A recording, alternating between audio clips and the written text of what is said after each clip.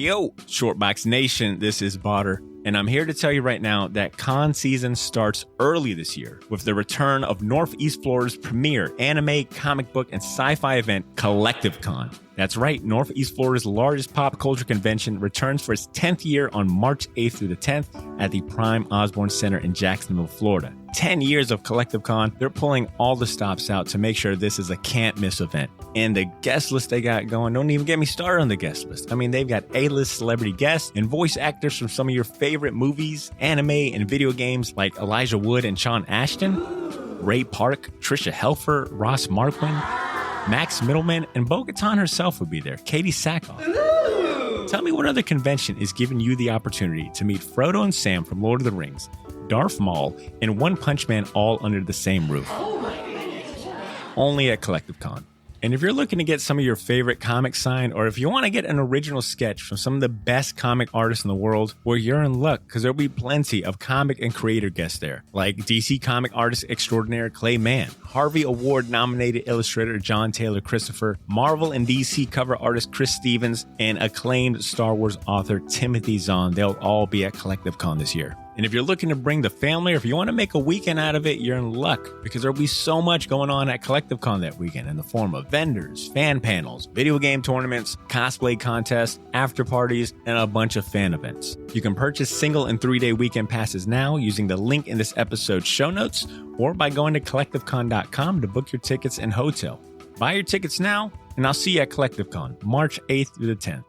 Now let's start the show. Ladies and gentlemen, I present to you Mr. Shortbox, Season 6, yeah.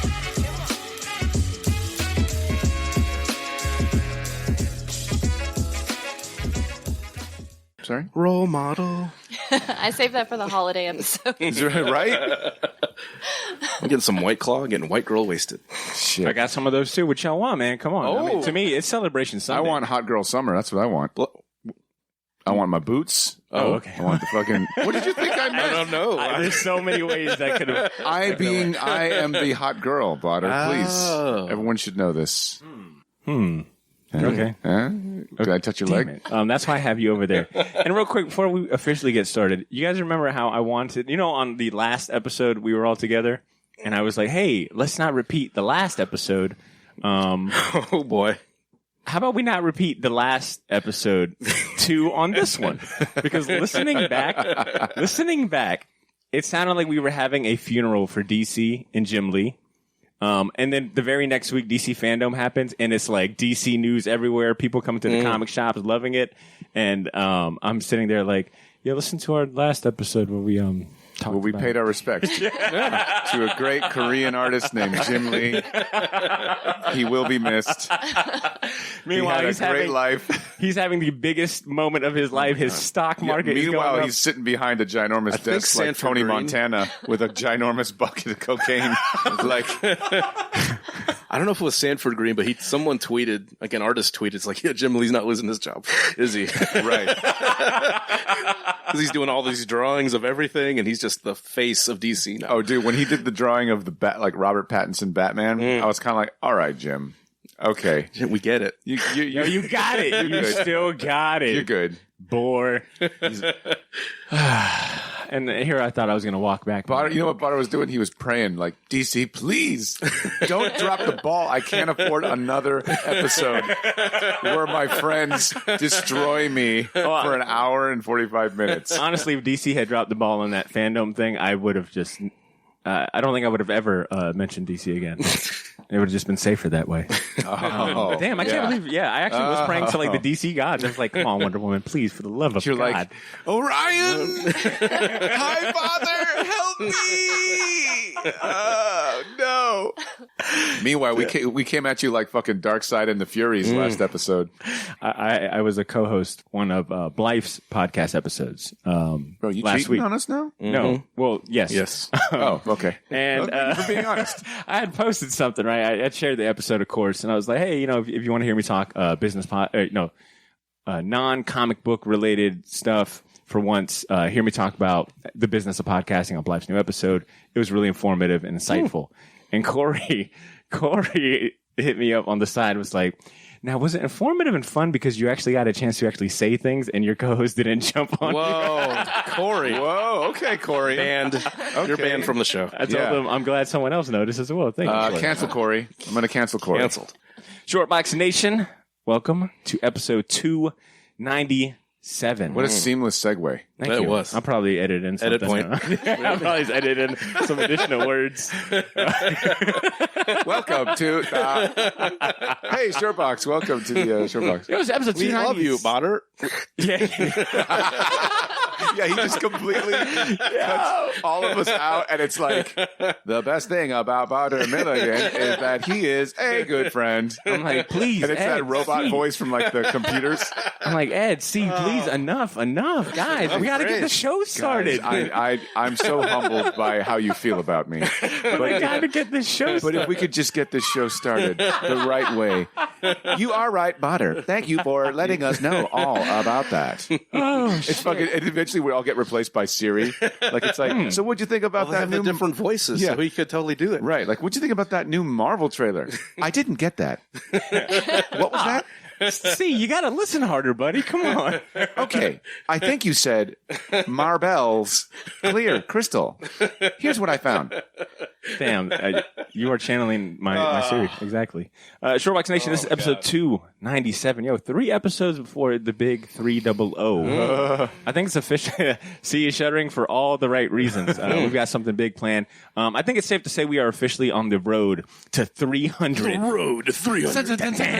Oh, yeah, my bad. Oh, Yeah, no, I like that. We need a not guitar sexual. lick. I like we need that. a guitar lick from you, see? Some more work for you to do. Okay. That was it, right?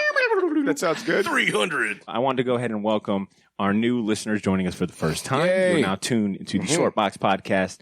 I'm your host, Botter Milligan, and I am joined by my extremely talented and awesome friends.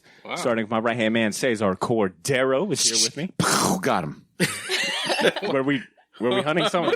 Oh, all right. Yeah, we're in Compton. Recording live from Compton, California. I got Edmund. Springfield. I mean, Yeah, essentially. There's both start with a...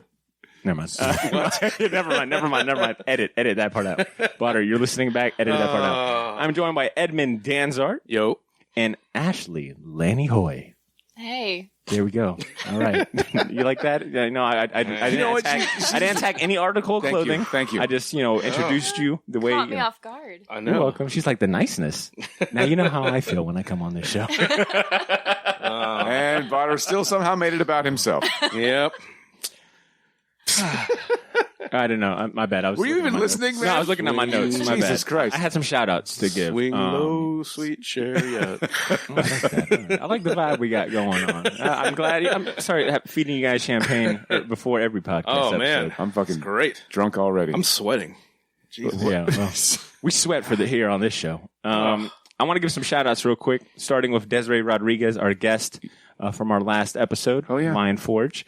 Thank you so much, Desiree, for that awesome interview. We've getting some positive feedback on that one. Definitely. If you're interested on what a comic think, book like- editor... Was it Gail Simone who retweeted it? Was it? I think someone. Oh, big- shit. I didn't even big check time the did. Twitter. Oh, that's cool. I don't Yeah. check the Twitter enough. And then Yeah. when I do check it, I'm like, oh, damn. All right. Yeah. Good job, Ed. You Good deal job. with, you know what? You deal with enough shit here. I totally understand why you wouldn't go to Twitter. Our Twitter, Twitter. is uncommonly pretty positive. That's It pretty is cool. for I didn't Twitter, know that. Okay, good to know. Surprisingly. See, now you just We don't jinxed it. post a lot either, so. Yeah. So shout outs to Desiree Rodriguez. Shout outs to Gail Simone. If you're interested in learning what a comic book editor does, what it feels like to win an Eisner, I recommend checking out our last episode 296, Lion Forge, available on your favorite podcast app. And give a shout out to Tom Panditch, who was our short box hat winner. He won the hat Hey, Tom. contest. Panda Man. And if I'm being honest, he won it by a landslide because he was the only one that entered. So big shout out to Tom, baby. If that is not a short box podcast like a contest in its best, I mean, come on, man. An empty victory is still a victory. The contest was, can you guess who would be on Ashley's top 5? He sent in a joke saying Jeff Lemire, Yes. and Still I mean, won. yeah, he still won, baby. won. You don't have to be right to win. Shout out. The bar is very low here at the short box. man. I'm telling you, if you're not a patron by now, I mean, what are you doing? So shout out to Tom Panditch for winning that hat. One of like 10. I only, printed 10. We'll have more whenever the 300th episode actually hits. But Tom got one of our friends and family pack hats. So shout outs to Tom Pandich. And we've got some new patrons. So let's go ahead and get those applauds ready. I want to go ahead and welcome Tim Stacy to the Short Box patrons. Hey, Tim, welcome. And then we got another patron this month. His name is James. I don't have a last name. It only shows James. So shout outs to James for becoming a Short Box patron. One of these Short Just Box. James. One name. Like Cher. James, where you come from, man? Who sent you? There you go. So shout out to James and Tim Stacy for becoming Short Box patrons. I know some of you are taking a look at the awesome episode picture and artwork done by our very own Edmund Danzart. Oh. You might have seen one of our posts on Instagram premiering or previewing this episode and talking about New Mutants. If you're looking for our New Mutants movie review, that is only available on our membership site, patreon.com/theshortbox for now. Actually, it's been up for about a week. We released it the night of the premiere. Give us your fucking money. Yeah. A little premature, but I like that. Thank you. Give it to us. Our Short If I had $1 for every time I heard that. Keep going. Okay. Our Short Box patrons, they already knew about the episode. They've been enjoying it for the past week. And you could be enjoying that same episode too when you become a Short Box patron. We love producing this show for you to enjoy, but we could use some help expanding and keeping the lights on here at the Short Box studio. You can support the show for as little as $2 a month. Like I said, But don't do that. Go over the highest. Right? Yeah, absolutely. Yeah. I said Jesus the bar Christ. is low. We're You don't fucking have to poor. Don't get cheap on us. Yeah. So for as little as $2 a month, you can enjoy perks like access to bonus episodes like that New Mutants movie review, commercial-free listening, topic voting, merch, and a whole lot more. See for yourself by visiting our membership site, patreon.com/theshortbox. And you know what? If you aren't in a position to help us financially, You're in a position to do it, though. it's fine. You still will be able to enjoy weekly content like this free of charge. But do me a favor and tell a friend or your favorite comic book fan about the show. Word of Seriously, mouth pay more. helps us grow to. It's okay, guys. It's okay. This is Keep Bonner paying more. speaking. This is Bonner speaking. Keep paying more. Don't go for the lowest tier. Yeah. Thank you, C, once again for that aggressive I'm not. ASMR. Oh, hey, what's up, man? Hey, all good, buddy. All What, good. did you say something? No, I was saying great ASMR job. I wasn't A talking. little violent. No. but all good. Okay, all good. This us your episode is our celebration of the New Mutants movie finally seeing the freedom of release after Oh my 5 God. different 25 release years later. dates. If you remember our last crew episode back in August, episode 295, Top 5, I had assigned the homework to read the story arc that inspired the film, The Demon Bear Saga. This is the name of the story that takes place in New Mutants issues 18 through 20, all 3 of which were released in August through October of 1984. The series at the time was written by Chris Claremont, and issue 18 actually saw the debut of Bill Sienkiewicz, as the regular artist. Who he had replaced Sal Buscema, who in turn replaced the original artist and That co-creator. was Bob McLeod. Yep, Bob McLeod. Can you imagine the shift, the Yeah. tonal shift, having to do?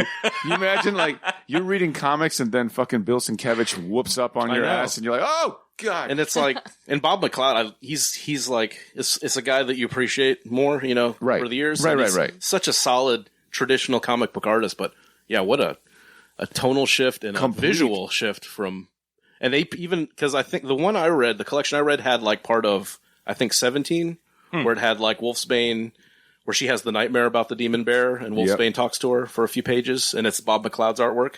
But even at the end, it's like, oh, stay tuned. Bill Sienkiewicz debuts next issue. They even promoted him the previous issue. That's cool. So yeah, he had some hype going into it. Ed, always going above and beyond, man. We could use more like you here on the show. What are you trying to say right now? Wow. The fuck you I'm trying to say saying right now? Ashley Whoa. and C learn something. Learn Wow. something. Yeah. Ed, Yeah, guys. Yeah, go ahead, buddy. Here, have some more alcohol.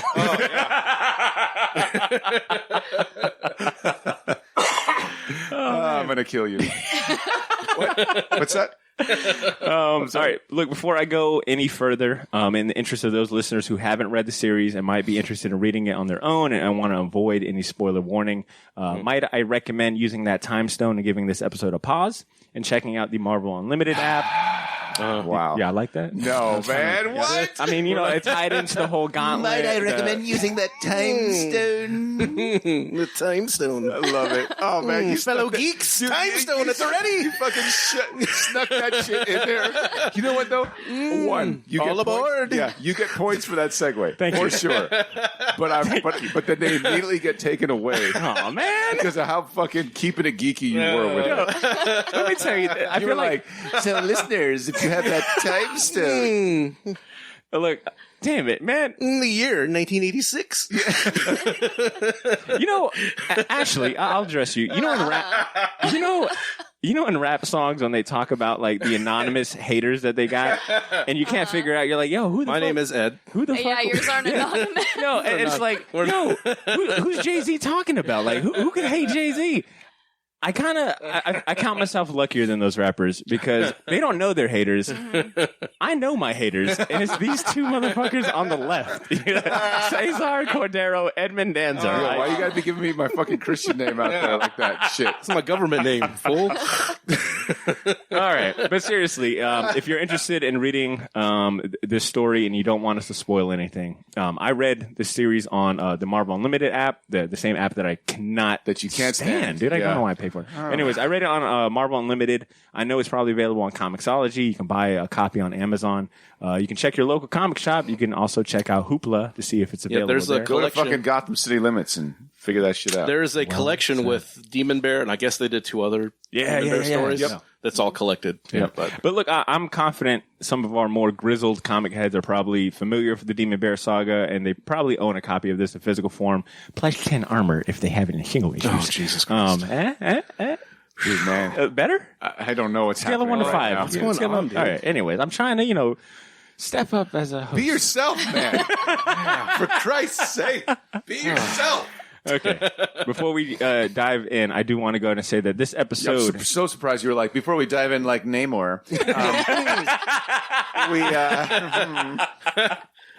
Before we dive in, I do want to go ahead and say that this episode is brought to you by our sponsor, Gotham City Limit, Jacksonville's premier home for comic books, pop culture toys, and plenty more. You'll hear from our sponsor later on in this episode. Also, another sponsor is 101 Wacky Jokes to Tell Your Friends. From the Scholastic Book Fair, 1992. Touche, good sir. Touche. I try my best. So if you've got that time stone. That's cute. That's Look, cute. man, we're just keeping it geeky over here. Just a little keeping it geeky. All right, let's go ahead and dive in. Where do you guys stand? What's your familiarity with New Mutants? Have you guys read the Demon Bear Saga before? Have you heard about it? I mean, where does it? What's your, I guess, exposure to it? Ashley, I'll start out with you.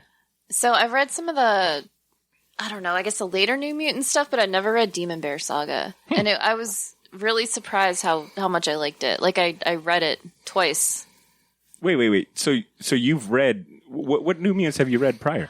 I remember when I was in, do you know those Josh Middleton covers that were like super digital? Yeah. I used to buy them for the cover. Was it like the NYX stuff? Yeah, like that's the stuff that I read. Yeah. So I would get it for the cover and read it, and I really liked it, but I didn't really get into like the story. But this Demon Bear Saga was great. How'd you go about reading it? Digital, or did you have a physical copy somewhere? No, I read it online. Okay, cool. Ed, what about you? I honestly, because I think I guess when I was growing up, the New Mutants kind of became X-Force. Right. But I have seen like his artwork, but I haven't sat down and read the story until recently. But I have seen like images and panels and stuff because I'm a fan of Sienkiewicz. So I've seen like those covers and things like that, but I never actually sat down and read it till recently. Okay. What about you, C? Kind of the same as far as Ed is concerned. Not until like the hype surrounding the movie was coming out. I had meant to buy one of those collected New Mutants sort of trades where they get kind of the best out of every story. And I was like, wait a minute. When I found out that the Demon Bear Saga was only like 3 issues long, I was like, oh, well, it's probably on the Marvel app. So I just went about through going through the Marvel app, which Botter despises, and You can't stand it. and basically catching up via that. And I was not disappointed. I mean, you really can't go wrong. This is a story that transcends the medium. So Well said. I think I said it better. Don't talk anymore. Whoa. Okay. No. This is a show over? We're done. I guess Ashley, just go to the next question. I'm not gonna lie. I am drunk. Oh man. Let me see. For me, as someone who grew up, with my pops and someone, my dad being a huge X-Men fan, he had the plenty of New Mutant single issues. I mean, they were all tattered and beat up. I'm the Demon Bear. I'm gonna haunt your dreams. So bring less than an A+ in this house, boy. That was a good one. And bring back some memories.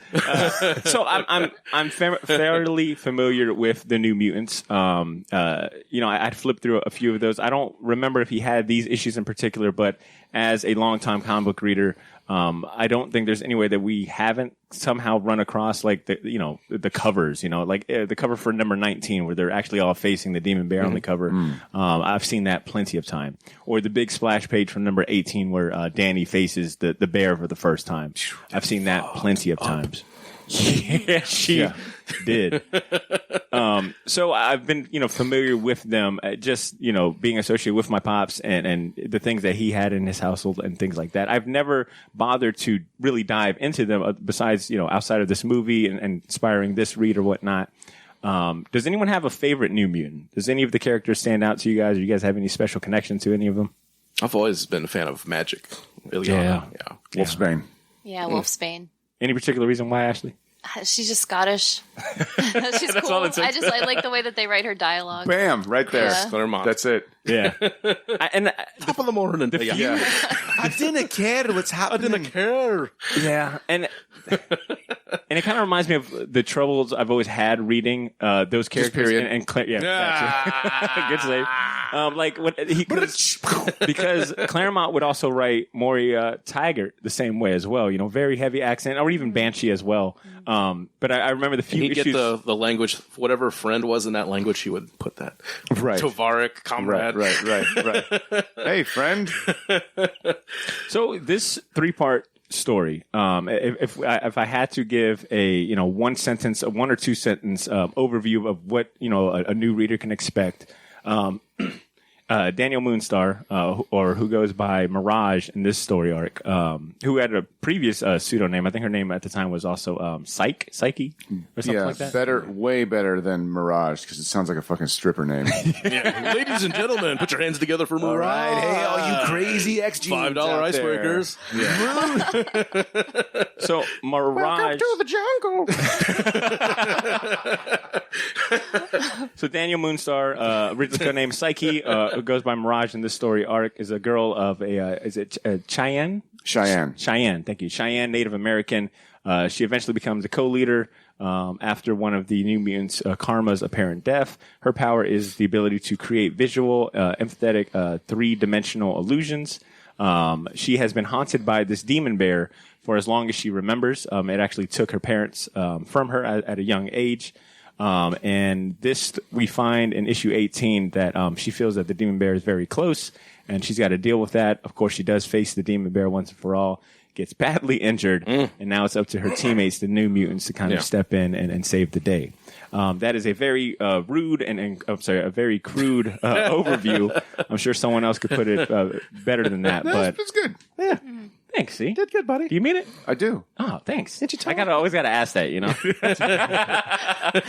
So with that overview, let's go ahead and dive into our actual review. Actually, I'm gonna start with you again. Give me the good, the bad, and the ugly across the whole 3 issues, and then we'll work our way down to some finer details. So definitely it was the Sienkiewicz art was the best part to me. I also looked up the colorist who was on it, who was Lynn Wean's wife. Oh, wow. Yeah, Glennis Wean did the colors on it, and I think that helped too, because some of that stuff had like this real like a Ralph. Is it Ralph Steadman? Yeah, I was gonna sort of look to it. So the art, especially like the text and stuff. Yeah, like the crazy the letters and lines, the ink splotches. So the art was the best part to me. It was cool.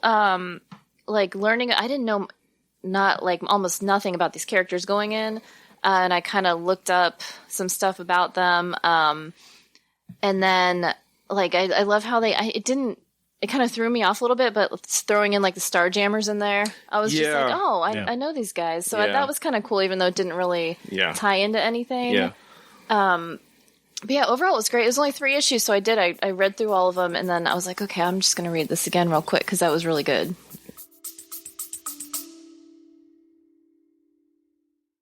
Yo, this is Botter. Sorry for interrupting this episode, but I'll keep it brief. I wanted to let you know about a massive sale we have going on over at the Shortbox store on all of our merchandise and apparel. That's theshortboxstore.bigcartel.com. You can now save 20% off your entire order using the discount code YOO, Y-O-O. So if you've been waiting for the right time to finally buy that gauntlet snapback, or if you ever wanted to buy any of the shirts you see me wear on the podcast, well, now's your chance to get them for a steal. We still have a few sizes left of everything, but they won't last long, and once they're gone, they are gone. And then I mentioned that all of our apparel is screen printed on high quality material. None of that heat transfer or direct to garment stuff. Our shirts are some of the most comfortable ones you'll ever wear, and the hats look even better in person. So wear your support for the Shortbox Nation proudly, knowing that you're going to look damn good doing it. Get to theshortboxstore.bigcartel.com as soon as you can, and don't forget to use that discount code YOO, Y-O-O, to save 20% off your entire order. All of this information can be found in this episode's show notes if you want to get there faster.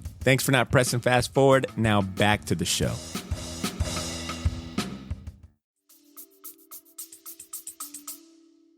I felt the same way. I read the first 3 prior to watching the movie, and then I ended up rereading them actually like this morning in preparation for this episode, and I found myself enjoying it even more after the second read. I found like the first one I was a little like jarring, especially like that last issue and some of the way it ends and things like that. I was like, wait, what the fuck is going on here? Second issue, after expecting that, I really got to kind of enjoy like some of the finer things going on in the background and whatnot. Ed, same question for you, man. The good, the bad, the ugly. I'm gonna like second Ash. Like I'm a huge fan, so his artwork is so striking in that, and the color is subtle. It doesn't fight with the artwork, and especially during that time where digital coloring isn't what it is now. The Warlock thing too, I agree with. It seemed kind of, and it's hard for me because I'm not reading like 10 issues in a row, Right. so I'm just reading 3 issues. So I'm thinking I want the Demon Bear. Warlock is cool, but I think if hindsight, I would have put him as like an epilogue after the wrap up, because they're introducing that character in the next issue. Yeah. It doesn't seem to fit. I mean, it looks cool. It's an awesome little, couple of pages, but it just seems they just jammed it in. It's like, why is this in here? This is, this is supposed to be her story. It's such a short story. It's one of those things too, and it's a compliment where I wish it was longer, because I think they kind of put too pretty a bow on it at the end, where it's like, oh, here's Professor X. Okay, you can walk. I'm going to do something with my head. So, and like Storm's there. It's like, yeah, I got this Morlock healer. He got really fucked up.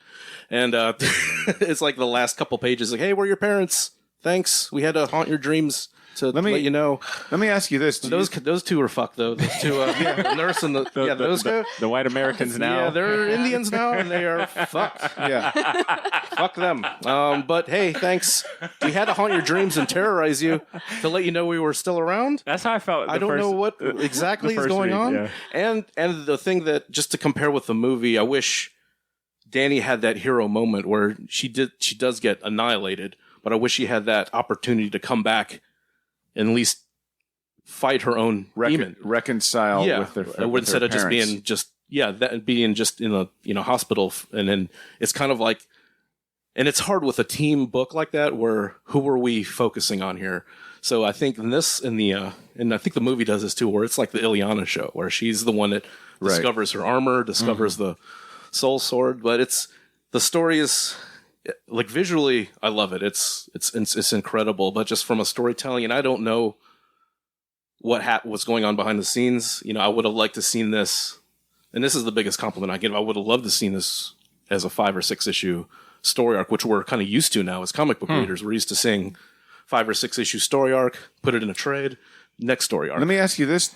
This is kind of like Claremont's MO and Hickman's MO to say, because he's basically baby Claremont.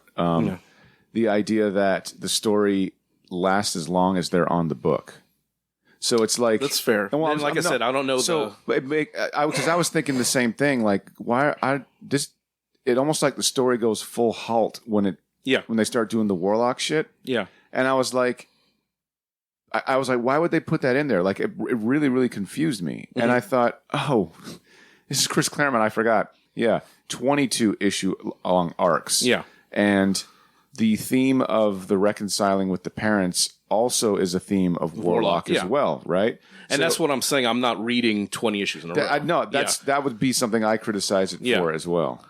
So, like in this 3 issue, or like 3 issues and a few pages of the 17, it doesn't make sense. But if I read, it might make more Starting sense from number 1 to exactly. New Mutants, Yeah, so I'm just judging it as its own thing. Did you stop reading New Mutants like at a time, or did you like more or less? Because I feel like when it came out, when it was on my radar, it was more or less already kind of X-Force. Yeah, by the time I started really collecting or like seeking out comics, it was already Liefield's takeover. Yeah, and like the New Mutants were, they're all wearing the same uniform, and it's like, who cares? You know, as a kid, it's like they all look the same to me, right?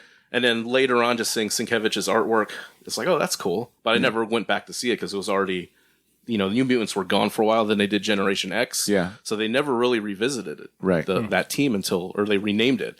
So yeah, I was like, I'm, playing catch up at this point.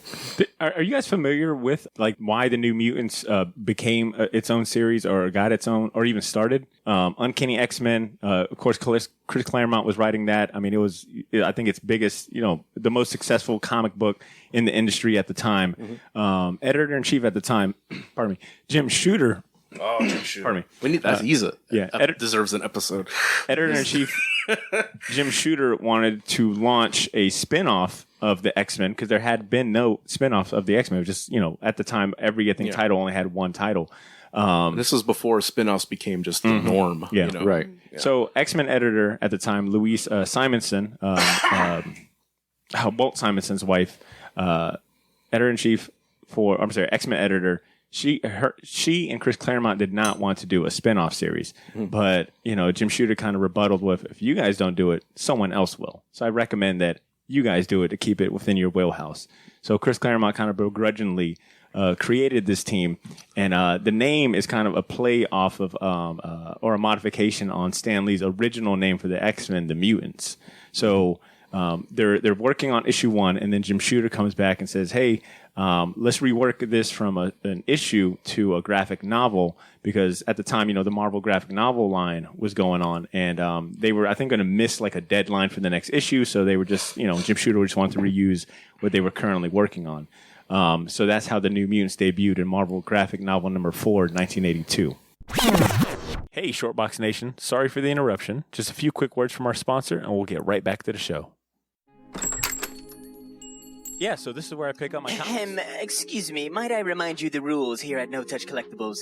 No loitering, no friendship, no touching the merchandise without gloves, and no free bags and boards. Yeah, man, I know. This shop sucks. I don't even know why I shop here. Well, we could go to Jacksonville's premier location for comic books, collectibles, toys, and more. You okay? At Gotham City Limits, you get 10% off comic books in your pull. 20% off trade paperbacks and hardcovers, 10% off high-end figures and statues, and free bags and boards. It's practically criminal. And that's why Gotham City Limits is a place of the people. How many times have you watched the Batman trilogy? I'm ashamed to say. Well, I mean, they're not bad. One time for every time the Joker has taken the city hostage. Are you done with that? Yeah, I'm done. Well, let's just go take our business there. Gotham City Limit. It's the comic book shop Jax deserves, but not the one. All right. I get it. It's a great shop. Let's just go. Just some trivia I wanted to share. See, I'm gonna go to you as far as the story and whatnot. The good, the bad, the ugly. I want to hear what are your initial thoughts after reading it. The good is, I think, everything about the New Mutants at that point was good. The idea that, and we covered this before in the other episode, but I'm going to bring it up because I think it's still relevant for the comic. The idea that the New Mutants thematically and symbolically represent not an updated, but sort of like an homage to Stan and Jack, where like you have your characters who are essentially the original 5 students, just with more modern and diverse problems. Basically, if Stan and Jack could have probably injected it into if it was in their brain to inject in, they would have. But Chris Claremont was like, you could look at it and it's like they're wearing the original costumes that the X-Men wore, right? And you have Rain Sinclair, who is essentially, instead of a intellectual bookworm who's kind of the brain on the team, she is the religiously tortured loner, and she's basically the analog for Beast. And then instead of having like a rich guy who's incredibly like high status, comes from old money, Warren Worthington III, flying like an angel, you've got a basically dude who lives in a trailer from Kentucky. Oh yeah, and he's the opposite of that, right? So like it's Cannonball, and the way he uses his powers isn't as symbolically refined as Warren. Like the damn guy's name is Angel. That's his code name. So all of that was really, really cool to see, and how all the people work in the team is great. The artwork's incredible. The storytelling is good. It reminded me of watching a David Lynch movie. In like just 3 comic books. Even though it's in as like a lot of talking heads, even he makes that so interesting. Yeah, with the shadows and the expressions and stuff. Right. So, yeah. Right. And the idea that the Demon Bear it's one of the weirdest villains in that it's hard to nail what it actually is. Yeah. I mean, it works as a metaphor, right? Yeah. Like when you the best part about New Mutants during Claremont Sienkiewicz is that it's incredibly really heady. And Chris Claremont got to basically stretch his chops a little bit for that. To just basically, when you read it, you're like, I'm not just reading about man in costume, woman in costume punches other man or woman in costume. Story gets resolved. We're talking about reconciling with your parents. We're talking about dealing with real life grief, psychological issues, all really, really great stuff that manages to somehow, due to these guys' talent, fit within the panels of these pages. So that's great. The bad, I don't have a bad, because the only thing I can think of is that you'd have had to have read New Mutants, 1 through 18 previous or whatever, to kind of. The only bad is that you would appreciate the story more if you just read the previous issues, because it gives you more time to stew and marinate with those characters, and you can see how they're starting to set everything up. The ugly, I have no fucking idea why the people turn into Native Americans at the end. Very weird. That's weird. Like I was like, the thing that I do like, I like how they had like.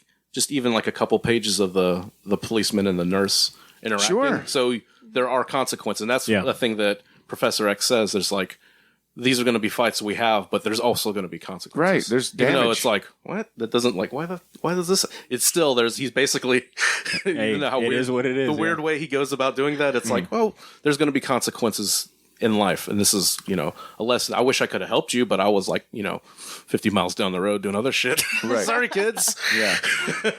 Those poor kids, their whole story is like them just being just tortured by their mentors.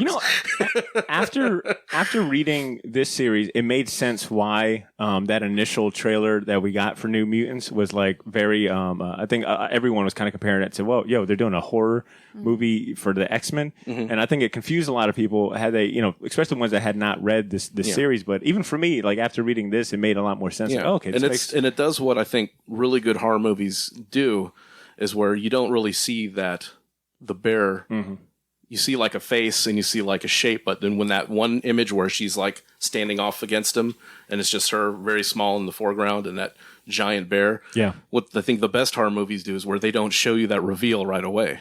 They kind of tease it. So when you do see it, there's that impact, Yeah. It's kind of like Jaws, even though it was because the shark was fucking broken, but that's how the impact is. Like, you don't really see the actual shark till the end. Yeah. Why don't you come down and chum into some of this shit? And even like the Thing, God. John Carpenter's The Thing, where you don't really see, you see like different forms of it, but you don't really see the actual creature till that very end. Those very last few scenes. I think I'm on the same page as Ashley. I think the art probably eclipsed the story ever so slightly.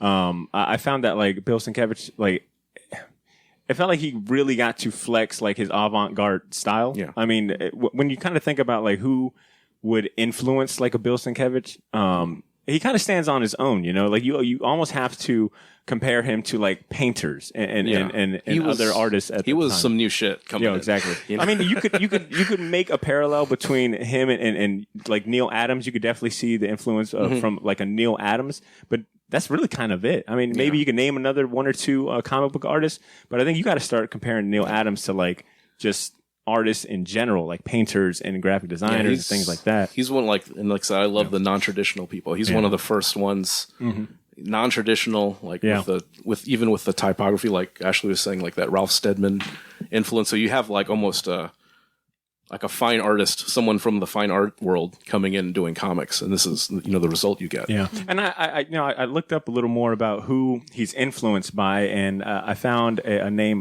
Egon Schiele, who is an Austrian painter. Yeah, Schiele, thank you. And I could definitely see that. But in context to this story, Bill kills it, man. I mean, he creates such like an atmospheric, very kind of claustrophobic just vibe, and I think it lends itself to like that horror element. And I will say, I think when you get to issue 20, the last issue in the story arc where the New Mutants are transported to that Badlands area by the bear, and they do their final kind of showdown.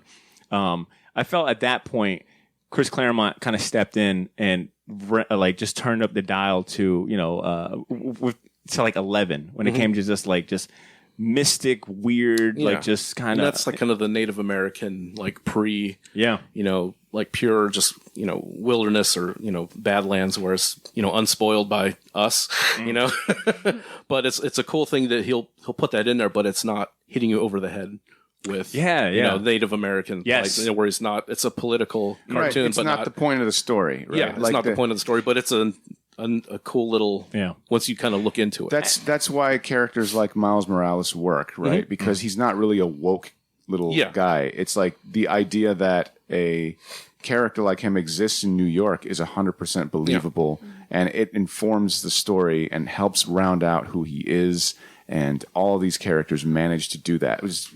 It's not we've talked about this too with how Marvel dropped the ball when all that Ironheart shit started coming out, and it's like not diversity for diversity's sake. That's like, no, this is just a snapshot of how this real world is. And I think the real world's filled with a lot of people. And I think Kamala Khan, the early Miss Marvels, did that too. Yeah, where it's like, she's like, where even though they promoted, it's like, this is the Muslim character. Get it? Yeah, we're diverse, bitches. Fuck you. Where it's not like even a big part, because I got the first few trades. It's not even a big part of. It's not hitting you over the head with it. It's just that she just happens to be. Right. And she's a fan of Miss, which I think is the coolest part of that character. She doesn't have Miss Marvel's powers at all. That she's got like she's a fan scroll, like Plastic Man type powers. Right. Shape-shifting. But she loves Miss Marvel and she's such a nerd. Right. That this is her tribute. Yep. Like when she first changes, like because that was when the Terrigen Mist stuff was going on. Right. And when she first changes, it's like, and she's it's like, I'm going to be Miss Marvel, but I'm going to be like the one with the blue leotard with the thigh-high boots and the red sash. Right. And so when she wakes up, she's dressed as like the old, like 90s Miss Marvel with the, and then the reporter's like, so you're going with your old uniform again? Instead of the Captain Marvel that we know now. Right. This was this New Mutant series was one where I had to pay attention to the letterer too, and I wanted to give him credit. It's a Tom Orzechowski.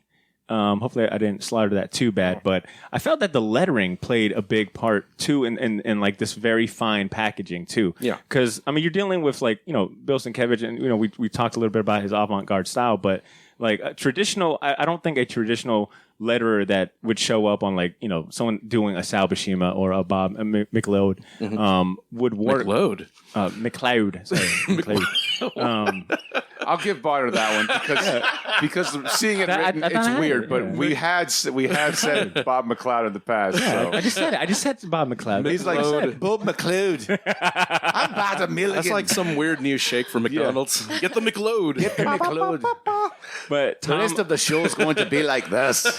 Tom Orzechowski kills it in this lettering job throughout the issue, and I specifically like issue number 20 where they enter the Badlands, and there's that very short it's not even like, I won't even call it an infographic, but when you open the page, it shows you like the map of, hey, here's where they're currently at in the Badlands. The shadows represent where the demon gets powerful and things like that. Just the way it was written out, it was almost like graffiti, and it matched so well with what Bill Sienkiewicz I'm not sure if it's Bill doing that or if it's the letterer. I was about to say. Bill does a lot of the crazy text with his artwork, and that's why it fits better. Frank Miller does that shit, too. So, I was going to say the Chris Claremont, my favorite bad guys are when he does this sort of shit. Like, Shadow King still scares the fuck out of me. Like, that is a terrifying bad guy. And this bad guy is just as terrifying in the sense, because it's like kind of the same idea, where it's like they're demons. They're non-corporeal and it's entities scary that fuck you up. And they don't tell you what it is. Yeah. And that makes it more powerful. Right. So one of my standout scenes or issues from this was in number 18, the first issue for the story arc, where Danny goes into the snow outside, and she basically hey, I'm out here. Let's maybe do this bring thing. a gun next time. Right? Maybe something. Just like, here you go. That's and there's not that many splash pages throughout the course of this 3-issue series. But that one splash page that we're treated to in issue 18, where it's her kind of or the bear really looking down at Danny, and it's just like this colossal bear, and there isn't that much detail to it other than maybe like the outlier fur. And then you've got like it's pure black, and you got like the snow, like the full blizzard going across. But you've got like these giant fucking devastating claws, just floating in the middle of his body. Because to your point, like there's like just this empty void in the middle of this bear. Yeah. So and it's like the Demon Bear saga. Like, what the hell? The X-Men are fighting bears now? Like, what the hell? That's but when what you the see mutants were saying. It's like a bear. Real quick. The cannonball is like a bear. Yeah, real quick. I sent this to see in my first read in issue 19, where Danny is in the hospital, badly fucking wounded. Like, on her deathbed, they're talking about paralyzing. She's gonna be paralyzed when she gets out of here. But Sam has a moment where he has the team, and he's like, yeah, we should have probably heard her out. I mean, she was talking about bears for a hot minute, but it was magic. I didn't really believe in it, you know. But she even recreated the bear in the danger room. For training. Was it Ileana or so? What's the deal with the bears? Yeah. But like Sam Guthrie is exposed to fucking people with powers. It's weird. It's and he's giving examples. He's like, well, I mean, Ileana is a demon, but whatever. Yeah, Ileana was raised by demons. She's got a dragon as a pet, but I can't buy a magic bear. It's like, where does the line go? Guys, I am a skeptic from Kentucky. I'm a believe it when I see it kind of guy. That's me. I'm Cannonball. I have fire that my feet get replaced with when I turn my powers on. Now, granted, we got a girl that can turn into a fucking wolf, but I mean, I didn't believe This is funny. There are literally demons and werewolves on their team. Yeah, there is a dragon. I mean, that should be like anything goes when you have a dragon and someone who can go into like a hell limbo. There's a Native American stereotype. There's a fucking werewolf. There's a goddamn demon lady. And all it took was your friend ending up in the hospital for you to be like, all right. You know what? I think this is... Maybe we should start listening. Maybe she's onto something. There might be some credence to all of this magic. She just got hit by a car. She's just saying it was a bear. Ashley, what was like the standout moment, panel, scene, issue for you? It was the one with the giant demon bear where it had like the panel in it where she was in the hospital. Oh, with the red squares? Yeah, that's a cool that one too. Was like, I can picture that right now. It was that is amazing. like Sam Keith must have saw that and like, I'm doing this my whole career. Yeah. It's like, the Badlands? Hold on. Oh, Max, the Outland. Heady psychological psychodramas? Yeah. Yep. It's the 90s. What about you, Ed? What stood out to you? As far as like imagery goes, yeah. Yeah, the imagery, like what you said, that reveal of how the scope of the size of the bear and her with the little bow and arrow expecting to do something. Right. That panel is great, and I love the cover too, with the painting of them facing off with the bear in the cover. Those are probably my two favorite images. Yeah. See, what about you? The panel where you see like the demon bear, but also in this red sort of orb, like electricity, and like Danny's mom and dad, or I think it was the nurse. Yeah, the nurse and the cop. And the cop, like connected to the orb. Like, Yeah, that's like cool. I was kind of like, oh my God, this still tells me nothing, but it kind of explains. Like, it explains, but doesn't, right? Like, it's. We just got one issue to go, Bill. Wrap it up. Yeah, really. Like, what is this? I don't know. It's odd. Yeah, Fucking made me want to listen to Alice in Chains, like, for like 2 days in a row after reading that. I was like, I'm fucking depressed, man. What am I reading? I was listen to Dirt for. Yo, dude. He found a way to kill me. Yeah. This one's a close second for me, but did anyone notice on number 19 in the cover corner box artwork, it's a picture of Danny hooked up to like I guess like a blood bag or an IV.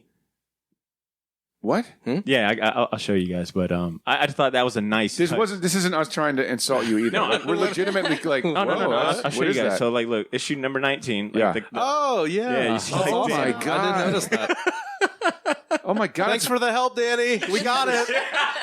Getting our asses kicked by a magic bear. That's your fault. Damn it. Thank you. Yeah, Just make yourself comfortable. We got it. Yeah. I guess I didn't. I felt that way about the movie where I was like, "Yo, this is Danny's problem," and you know, her. I think I said it on a review episode, but the ending felt very flat to me. Like it was like, what the hell was Danny's whole point? I did not think about that in the respect for the in context of this comic book that she really kind of doesn't get her own closure. Hell, at the end, she has more questions. She's asking these same questions I was asking as a reader. Parents are back. There's no end though. What have y'all been? That's the whole point. Sorry about that. True.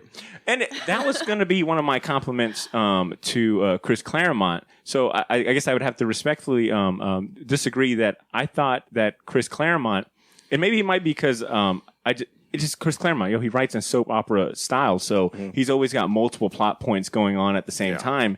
And I personally didn't feel like any of that took away from the story. I think at times it was a little jarring, like, oh, shit, what the fuck are the Starjammers doing here? It doesn't take away because you have context, because you know there's more after it, and you know, and you might have read everything up to it. But if you just picked up those 3 issues, it stops the plot dead in its tracks.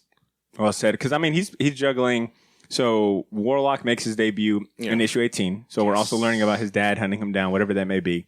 The Starjammers are on their trail now as well. I'd like to also point out there is a member of the Starjammers named Chode. Thank you, Old Chode. Cesar, for that fun fact. Just saying. And also, Corsair and Hepzibah are definitely fucking. Oh yeah. Oh, for sure. I mean, was anyone doubting? Of course, there's fucking everybody. I'm just saying. Dude, even Chode. Chode especially. Who do you think named him? Fishy ass. He named him Chode.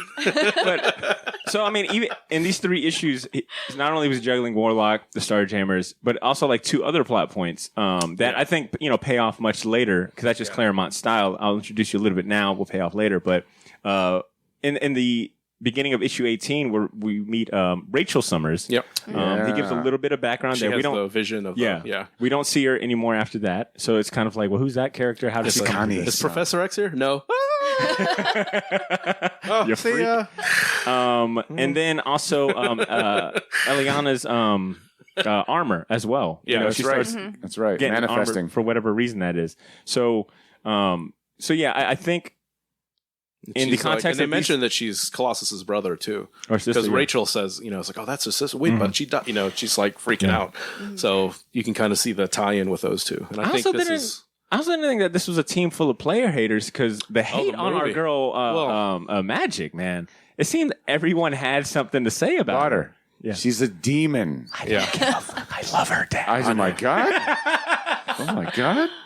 Yeah, there's not that conflict because they're more of an established team at this point. So, but the movie has to, play on that kind of YA drama, There's the bitchy, there's the jock, there's the bitch, there's the lesbian werewolf, the same old tropes. Yeah, you know that old song. Well, granted, this is not. I think this at this point in the story, this was not the original team because the original team consisted of Cannonball, someone named Karma, who could possess other people's bodies. You had Mirage, Sunspot, Wolfsbane. Magma. Karma ends up like presumably dying on one of the earlier issues, and that's where Magic joins the team, and then Magma as well.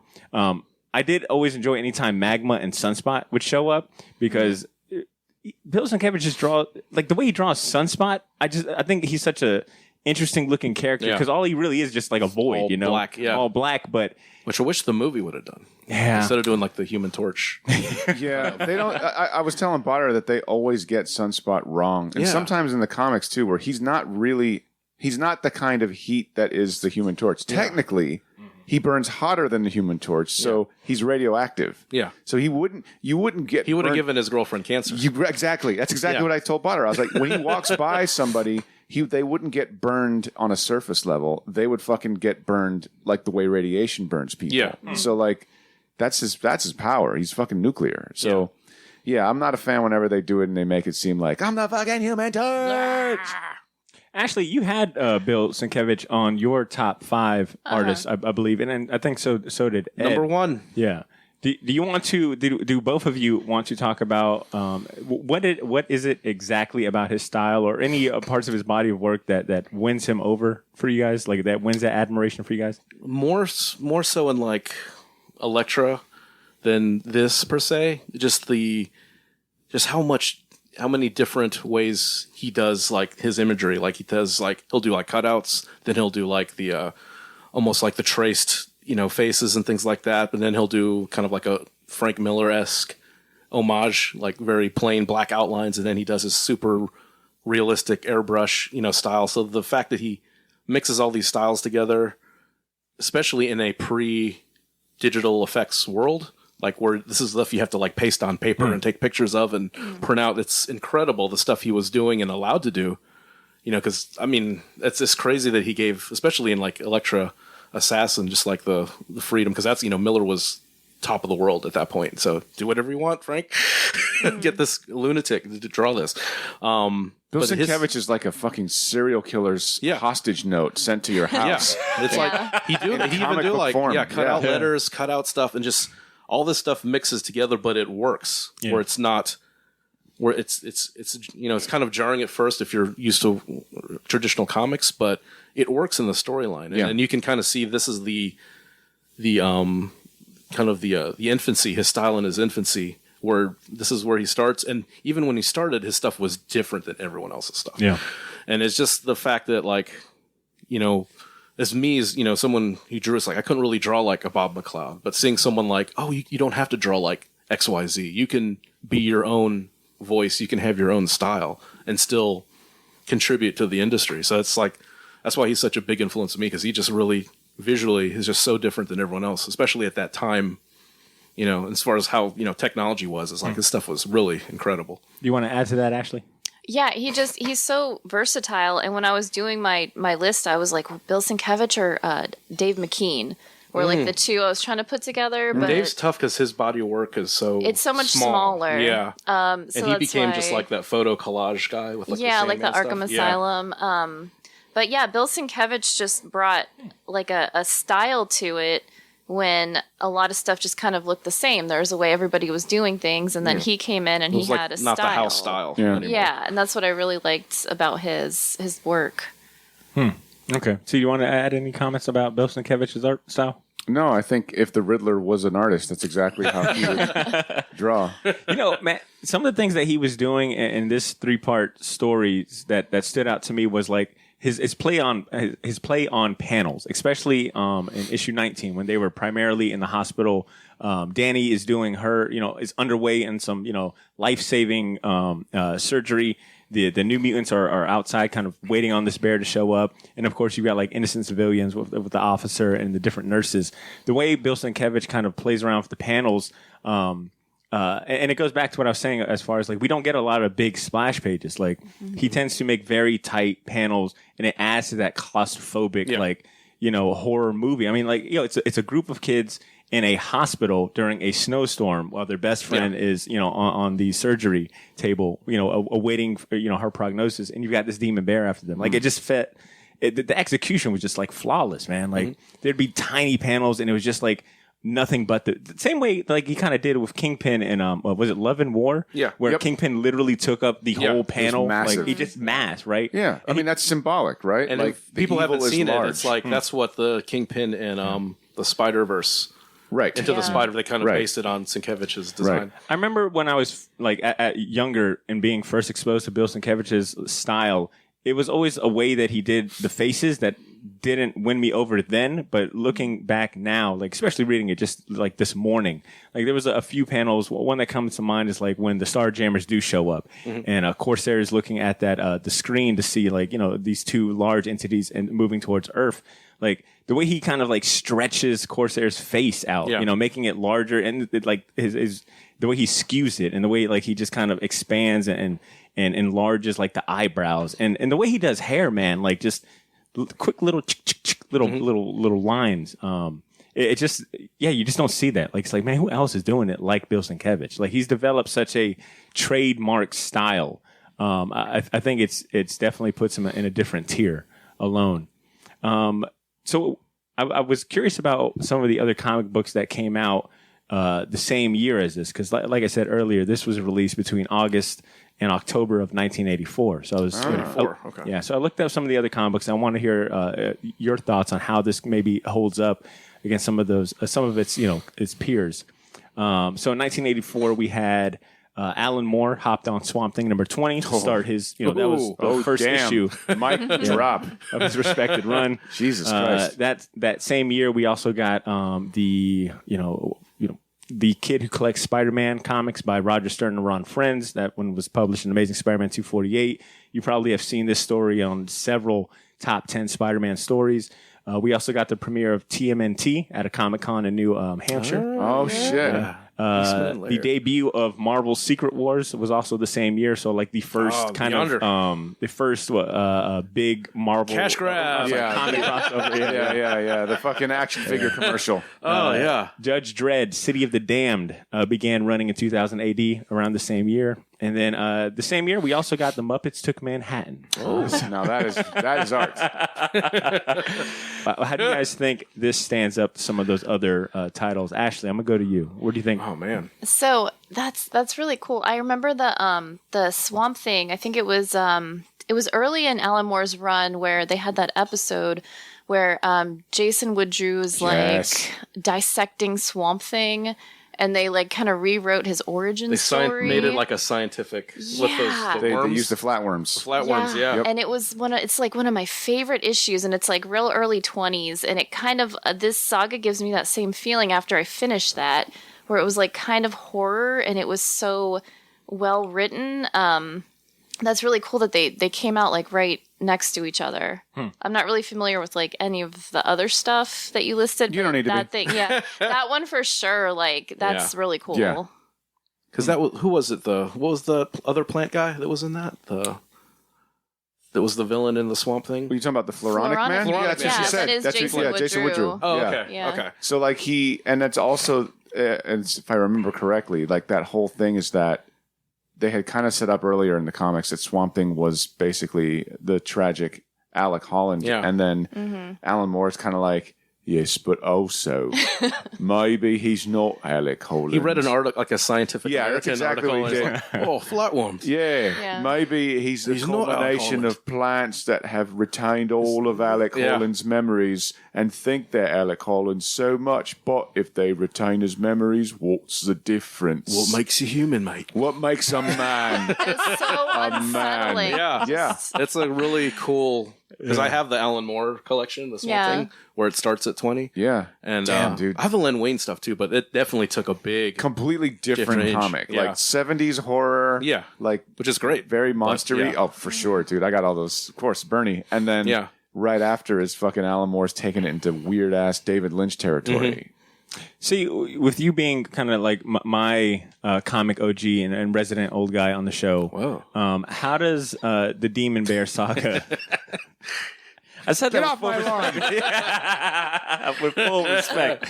I missed that part. But I said with all due respect. with With all due respect, how piece of does shit. yeah how does Demon Bear Saga do you think it fits in well with some of its other contemporaries? Do you think it stands out in any way? I mean, what are your thoughts? I mean, 1984, man. That was an explosion of creativity all around, you know, and in society at that point too, right? I think 2 years later, if I'm not mistaken, we get the Dark Knight Returns. Yeah. So it's like, it was only a matter of like, that's like a weird sort of like primordial ooze of creativity and people being put on the map at that point in time. You've got guys like Alan Moore, Bill Sienkiewicz. Chris Claremont had already kind of been establishing himself as like kind of the starting guy, you know. See people kind of wanting, especially like mainstream stuff, trying to break away from that, the comics code restrictions. Right. Comics were changing in general. Like that was a different time. Like people were like, wait, we can tell adult stories? Yeah. Or at least I think our readers are old enough to understand some of the concepts we're going to throw at them. And if not, we're going to fucking still ram it down their throats with like bears that attack you and they're not really bears and they're not really demons. They're aspect of somebody's psyche. What the fuck is this? You know, you can tell, man, because earlier, you know, you got a character like the Shadow King. Like Amal Farouk is a pretty straight up character. He's a telepath. He lost his body and now he's stuck in the astral plane. And he's essentially the same character as a demon bear. All of his symbolism and his storytelling and the mythology around him is on the surface. Whereas with comics at this point, they were more or less trying to go beyond the panels and see, all right, how can we flex our muscles regarding telling stories of from a mythological standpoint, and where does that line at as far as readers are concerned? Like, will they get this sort of stuff? Like, will they be able to comprehend that, hey, not just talking about a demon bear. It's not just the Shadow King. This is about, people reconciling with their family. And sometimes ugly things happen. You know, sometimes mom and dad can be the bad guy. You know, it's in Warlock's case, it's very, very on the surface. In Danny's case, it's very, very, very hidden in subtext. Yeah. So, damn. Well said, C. Thank you for that. Ed. I'm drunk. Yo, I need to start ringing champagne more, man. God. Ed, so you might have noticed me and C, like I said, I didn't want to share too many of our opinions that we've already shared on the New Mutants movie review. Mm-hmm. I think you have seen it already, so I'm going to ask you, how does the comic book and does the movie do a good job paying respect to the source material? Oh, that's tough because I can't judge it on that same criteria. It's hard because like I've always done this when I've looked at, like adaptations or it's a different thing. Mm-hmm. I can't compare A and B because it's kind of unfair to both. Well, so let me maybe rephrase that. Do you think it's a good companion to the comic book? I'll just say this. I had to have two heads about this where it was like, here's the shittiest movie I've seen in a long time.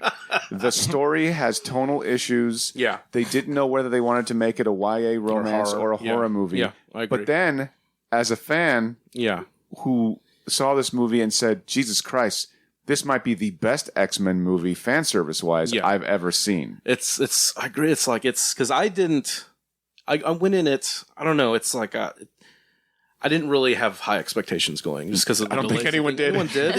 Did you end up enjoying the movie though? I did. Okay. I actually did. I like the movie.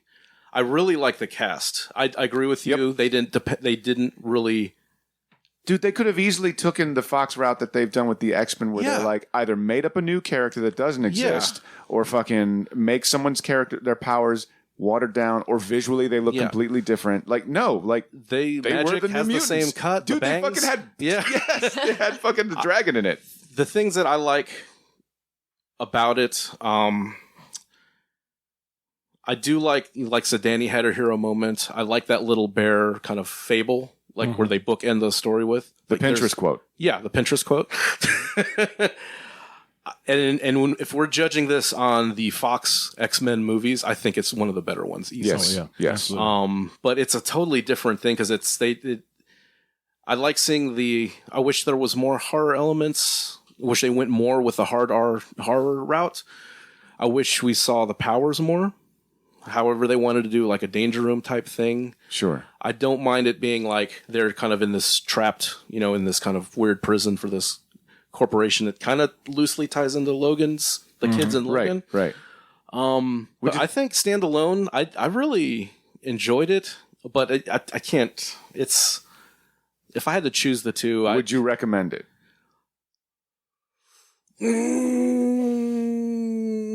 Yeah, but you can wait for it. Yeah, that's what I said. Yeah, I mean, I wouldn't pay $12. Yeah. I wouldn't say go pay $12 to see it. I want to pay $12 and risk, Yeah, luckily I was the only one in the theater, so it was awesome. Yeah. But I think taking the Marvel equation out for what Fox has been doing, this is easily one of their best attempts at. And like I said, I liked it. I didn't think it was. It's not great. Like if I'm judging it as a movie, Yeah. But as being a comic fan makes me enjoy it more. Yeah. If I went in it, and if it was just about. like just some bullshit horror movie, YA horror movie. Yeah. I don't know any of these. Right. Have no tie to any of these characters. Being a comic fan will make you enjoy this movie Right. more. So if you're a fan of the comics, the movie barely stands on its own merit. You fill in all those gaps because you like seeing those characters on the screen. But Exactly. on its own merit, the movie fucking has rubber legs made of baby goat legs. Yeah. Horrifying. It's horrible. I don't know why Ileana. I would love to see Bill Sienkiewicz draw exactly what you just described. I have it at my house. Oh, the credits. He did do those credits, on Right. Project, Yeah, which that's was cool. really cool touch. See what I'm saying? But like that's Enough to like. that is what they're It keeps trying to me on do. the fence. Right. Like they're like the fact that they're like, did you see that? We got Bill Sienkiewicz to do the Yeah. credits. It's like, yeah, maybe you should have got a fucking writer for the movie. Where's Claremont at? Yeah, like Yeah, I think I do like the fact that they've kind of, I guess, expanded her powers and having the other characters involved in their trauma, bringing their trauma into it rather Sure. than just being one character, especially if you're viewing this as a standalone movie. You can't just have it all about one character and like, why the fuck are the rest of these people in? I think if they that was the most interesting part of the movie to me. Yeah. Was like everybody kind of stuck there and the drama and conflict between the different characters. Yeah. And I wanted to see Like I was like, I don't give a fuck about, and now I really don't care about the external evil outside because that's kind of like it ends up falling apart. Like that's not what the comic was. And I'm not saying the comic in like I think it is fair to ask if you can compare the comic to the movie because the comic isn't your typical comic and it transcends that. So. You could essentially tell that story, except that Fox at this point, at that point, because they don't own the X-Men anymore, they're not going to take that risk. Yeah. They're going to go as far as they could and then be like, leaning hard in that Hunger Games direction. Yeah, and they really could, drop the big turd because they lost the rights. Right. But I think that movie had an element of it. And like I said, I'm not going to go into my full breakdown, but No, go ahead. Looking back into rereading the comic today, one of my favorite aspects of the comic book, and this might be more so what I like about Claremont, is that I loved any time that characters were on panel together, in the different combinations, whether that was Danny Moonstar and Magic together, or Sunspot and Rain and et cetera. I thought the movie did a good job of capturing that, like just what are their personalities together, what are the conflicts, what are the similarities. But to your point as well, and C's as well, as a standalone, it just was like, man, it's the sour taste in my mouth. And it was almost like the Ileana show for the most part. 100%, man. Which would have been fine if the story was about her. Yeah. But that's it the wasn't. thing, and even the comic too, because she's the one she that ends up- really the basically armor- defeating the bear. That was my criticism. I was like, Yeah. they should have made the movie about Ileana. Yeah, And then it would have been fine. because that backstory seems a lot crazy. I was like, what the fuck are these? What are these Right. smiley dudes? This Right. is Well, let me ask Really, So I think... and I know it's and it's funny because it's like everyone was saying it's those guys from Buffy, the gentleman. gentlemen, and they have Buffy playing in the rec room. Right. That's a great episode. But we've all kind of seen the trend with Fox where it's like whoever the hot actor is at the time, they take the lead and the story tends to be about them. Yeah. They should have, and this is the one time they actually should have done that, where like Anya Taylor-Joy probably has more star power than they do at this point in time. This was like it happened to a lot of the X-Men. They Right. became big stars. Right. The secondary person I could We're not think doing of this shit anymore. maybe is Macy Williams, right? But even then, like, lean hard into God, Jesus Christ. Anya Taylor-Joy was in Split and in Glass. Like lean hard into that, and then make her the main character, and kind of make Danny the antagonist. Yeah. But like she doesn't know it. Yeah. Right? Kind of like it is in the comic. Like that's not hard to do. No one's asking anyone to do like a Sienkiewicz shot for every part in the movie. Yeah. Ashley, let me ask you this because you haven't seen the movie yet, but you've read the comic book twice. Do you think that you'll watch the movie in theaters, or what are your plans? You're going to wait on it? Okay, so this is what I did. I bought tickets a week ahead of time for the movie, and then on my lunch break, I was like sitting there and I was like, all right, fool me once, shame on you. Fool me 4 times. Fool me. I'm going to go home and rent. Who do I blame? Yeah, rent Bill and Ted. And I canceled the tickets. And now reading this, I'm like, maybe it's not as good as it could have been, but I would like to see these characters on the screen. So now I want to see You won't be disappointed. Yeah, it's worth it. You won't be that disappointed. alone. Yeah. Like the fan service is very fan servicey, but it doesn't make for a good movie. And it's like almost a handful of tweaks, and this would have been something. Yeah. You know? I mean, they had like the cast is, I think, perfect. Yeah. Like, the kids look great. Yeah. And it's just If like, you look at the writers and the directors and their past work, they don't have much under their belt, and the stuff they do have under their belt is shit. Very tweeny.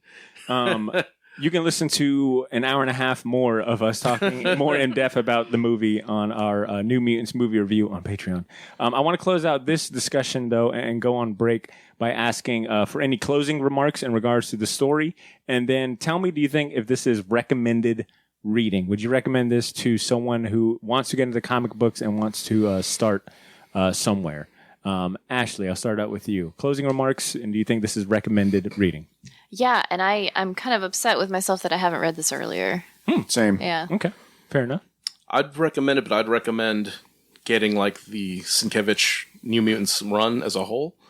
Rather than reading it, because like I said, that's like the story issues I think we all had was kind of reading it in a bubble. Yeah, which it's not unfair, you know. So it's because if you're doing a long run in comics, which you don't really see anymore, it's usually 5 issues and then we're on to the next arc. 5 issues, next arc, 5 issues. So it doesn't quite fulfill that 5-issue, arc that we're all kind of used to. But like I said, I would for the art, for just the visuals alone, for sure. Cool. See? If you're a comic head, absolutely I recommend. If you're a normie, don't let this be your first book. Yeah. Don't let it be your first book. You will be Confused. overwhelmed. Yeah. That's a good point. That is a really good point. I think this is a good sampler, like kind of platter. You get like the best, or you get a taste of Bill Sienkiewicz. Are you like, hungry, buddy? I am. I'm very hungry. But no, I think you get a Bill Sienkiewicz who is like, You're going to say, Bill, I'll get a great Bill sandwich. Yeah, you get a Bill great sandwich with some lettuce on the side, no oregano. tomatoes. No, but you get like a strong Bill Sienkiewicz, like him at like, if not his prime, like definitely his really good Bill Sienkiewicz artwork. And then you also get a taste, and you get a good story. Like you get like the aspects of Chris Claremont that I think we all love. Sure. If you've been a fan of like his more popular X-Men series, like you get the melodramatic, the personalities, the characterization, like unique characterizations. I love how Chris Claremont really leans in on like the heritage aspect of like each of these characters. Like he makes them stand out for not just their powers with like unique powers, but really good like backstories as well. I think you get all of that in this 3-part stories. You get like a good sampler of why Bill Sienkiewicz is so admired, why Chris Claremont is one of the best comic book writers, let alone like has the best X-Men run ever. Like you get all of that in this 3 story arc. But I got to echo what C said. I think as a new fan, you will be asking questions as to what the hell is this? What is a warlock? Who are these guys in space? Who's the redhead in the beginning? And all of that. I think if you subtract that, man, you've got like this would be a solid trade. I too am a fan of Milkshakevich. Kevich. That's delicious. All right, fans. McLeod. All right, listeners. McLeod. God, it sounds so horrible. McLeod. All right, fans. We're going to go ahead and go on our music break. Hopefully you guys enjoyed our review of the New Mutants Demon Bear Saga. Like I said, we've got a full episode dedicated to the movie. We wanted to spend time this episode talking about the source material that inspired said film. If you've got your own thoughts, comments, whether it be on the movie or the comic series, I want to hear from you guys. Shoot us an email at theshortboxjacks@gmail.com or leave a short voicemail with your thoughts on speakpipe.com/theshortbox or our hotline 904-580-4095. we're going to go on music break. This one's a little special one. I got this one from my man, Matt Vigo, a.k.a. Deathstroke. I caught his performance at Wildcrafters earlier in the week. He was teaming up with, our Shortbox alumni and good friend, DJ Mass Appeal. They were on the Wheels of Steel. Matt was playing some of his beats. I asked him to send in one so we could play one here for this week's episode. So I'm going to play it. Once again, that's by Matt Vigo, a.k.a. Deathstroke. This one is called Power Beat. We will not be paying you for this. Thank you, Matt. Not at all. This is a freebie. You never get money from us. Thank you, Matt. Thank you, Matt. We'll come back after the music break, read some emails, and of course do champion season. So stay tuned. I've got the real her. I got the power now. I've got the real her. I got the power now. Lord have mercy now.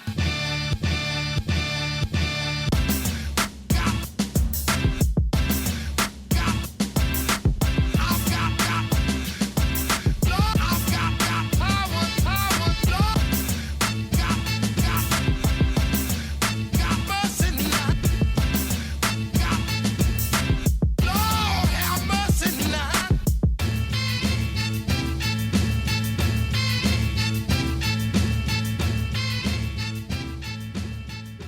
All right, listeners, welcome back. Once again, that music was by our boy Matt Vigo, a.k.a. Deathstroke. Freely given to us by Matt Vigo. Power Wonderful. Beat is the name of it. Thank you so much, Matt. Keep on producing them hot, scorching beats. Whoa. This is the 90s. Radical songs, dude. So we got some emails, and we got 2 voicemails to play. We'll start out with the email. It is from our boy Blake Simone. Oh. You mentioned Judge Dredd earlier. Yo, that's right. We summoned him. Hey, everyone. Going back 2 episodes, I want to back Cesar on the point of reading comics on a tablet. Talking to you, Ashley. Yeah, Ashley. During quarantine, I started using my tablet to read more. Yes, I love a physical copy and turning a page. But it has made me rethink how/what I buy, read, and collect. However, here are my top 5 and honorables in no specific order. Few were already listed, but they explain my bookshelf a little bit now that I see it in that list form. Number 1, Eric Powell. Dave Stevens, Rocketeer, baby. Oh, he's great. No surprise. Brian Boland, not Bollard. Okay. No R at the end. Jeff Darrow and Jeff Darrow's a good pick. Carlos Esquera. The honorable mentions are Katsuhiro Otomo, Osamu Tezuka, Joel Jones. That's a fucking yes. Yeah. Good shit. Darwin Cook, Bernie Wrightson, and he put I know. And he says that he wants to champion a podcast. If you like Unsolved Mysteries and want to rewatch it from the beginning, listen to the Stack Pack podcast, and you'll laugh at the jokes. And he was going to finish. It says, I was going to finish with a keep it geeky for Botter. I'm not going to. Good. Bollard. I'm not going to. Come on, Botter. Bollard? Brian Bollard? My bad. Just wrote at the bottom. Yeah, I got it. Thank you, Blake. Hilarious. As someone I consider, a friend, how dare you champion another podcast? Right. Yo, come on, B. Yo, Bollard would not be happy with this. Bollard. Now, thank you so much, Blake, and for listing out your top 5. I'm gonna Stick around. If Botter can make your name into a He-Man character, he will. Blake Simone. Blake. Simon. Damn it. Yeah, thank you so much. You know me well, man. You know me so well. All right, next up, we got a voicemail, and this one is from our sponsor over at Gotham City. This is a voicemail from Ben Kingsbury. Kingsbury, the owner of Gotham City Limits. We are trying to introduce a new segment of the show where we're going to let him chime in on these episodes. God help us all. And, well, God help our bank accounts and our wallets. Because he's going to go ahead and chime in with the new and noteworthy comic books that you should be checking out this week. So I'll go ahead and turn it over to our good friend Ben. Hey guys and gals, Ben K up here at your friendly neighborhood pop culture shop, Gotham City Limit, bringing you a little preview of all the great stuff coming into shop. And this week, I'm starting with DC's next installment of their death metal series, the one-shot Trinity Crisis. Dark Earth Superman is free from his new Apocalypse prison, And the original Trinity, Batman, Wonder Woman, and Superman, are back together and literally ready to rock. Nightwing 74 is here too, in the next installment of his Joker War tie-in. And if you haven't caught up on Batman's Joker War, we have issues 95 through 98 in stock. Marvel is bringing you Web of Venom Wraith, a one-shot all about Wraith. From his first appearance in Guardians of the Galaxy, his only goal is to hunt down Null, god of the symbiotes. Empire brings you Aftermath and Fallout, along with 3 X titles, Marauders 12, X-Force 12, and X-Factor number 3. Bill and Ted are back in a new comic series, and Bad Mother number 2 from AWA is back with its next chapter for a mother out for revenge. It's going to be a great week up here, and don't forget to mark on your calendars Batman Day, Saturday, September 19th. We will be throwing a party. All right, Ben, thank you so much for that. Like I said, Ben's going to chime in once a week and kind of offer his input, since he does run Gotham City Limit, about the new and noteworthy comic books you should be checking out this week. So thank you so much, Ben. I'm going to move on to our other voicemail that we got, and this one's from another familiar name here on the Short Box Podcast. This is from Malcolm Jackson.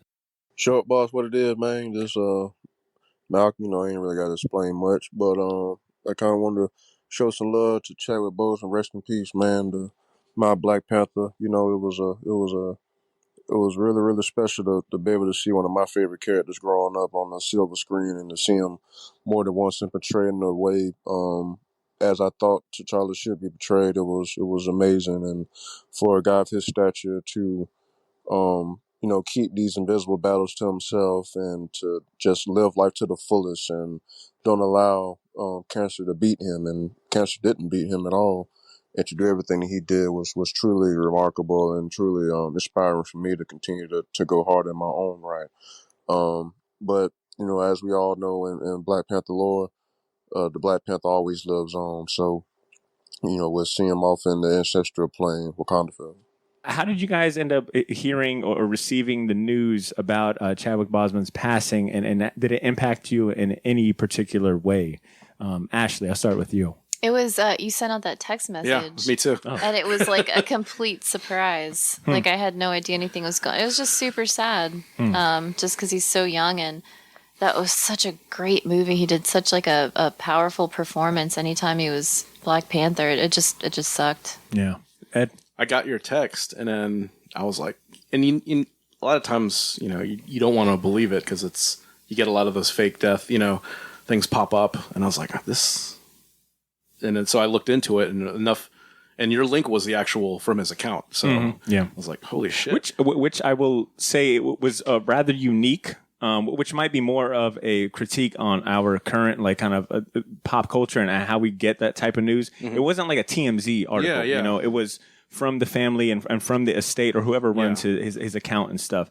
That's the way I think a lot of people got the news of his passing, which has been vastly different from some of the other, celebrity deaths that we've experienced. It's mainly been like TMZ will send out a report, or like in the case of like Kobe Bryant, rest in peace. It was like multiple stories, and none of them had been verified. Yeah, that was because you had to go through a lot of noise to get the actual news. Yeah, but yeah, it was shocking because he's not someone I would think was ill.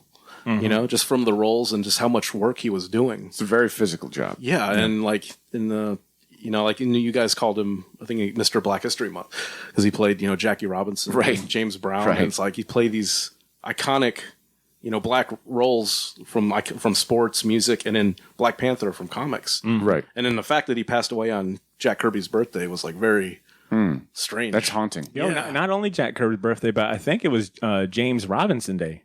Like the same day that he passed. Yep. Yeah. So it really bummed me out because, like I said, he's not much.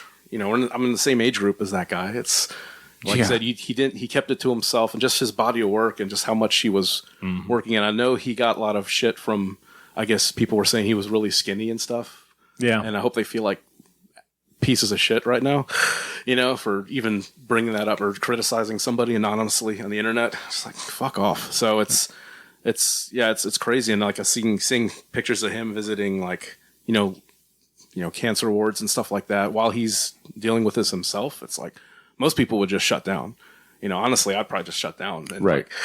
It's like, but yeah, just the fact that he kept pushing on and made such an impact, and he's a good actor. He's not just like a comic book actor. He's not, he's a fantastic actor who would have had a brilliant career. And like I said, and unfortunately, with his passing and this young of age, he's definitely, I think, solidified him. He's become kind of like this legendary status of other like musicians and people who pass away before their time. So it was a bummer. It was a real shocking to hear that he even had cancer. Yeah. So yeah. See, I woke up the morning of his passing, and I just saw on the internet like, "Yo, freaking, we lost the Black Panther," and I was kind of like, "What?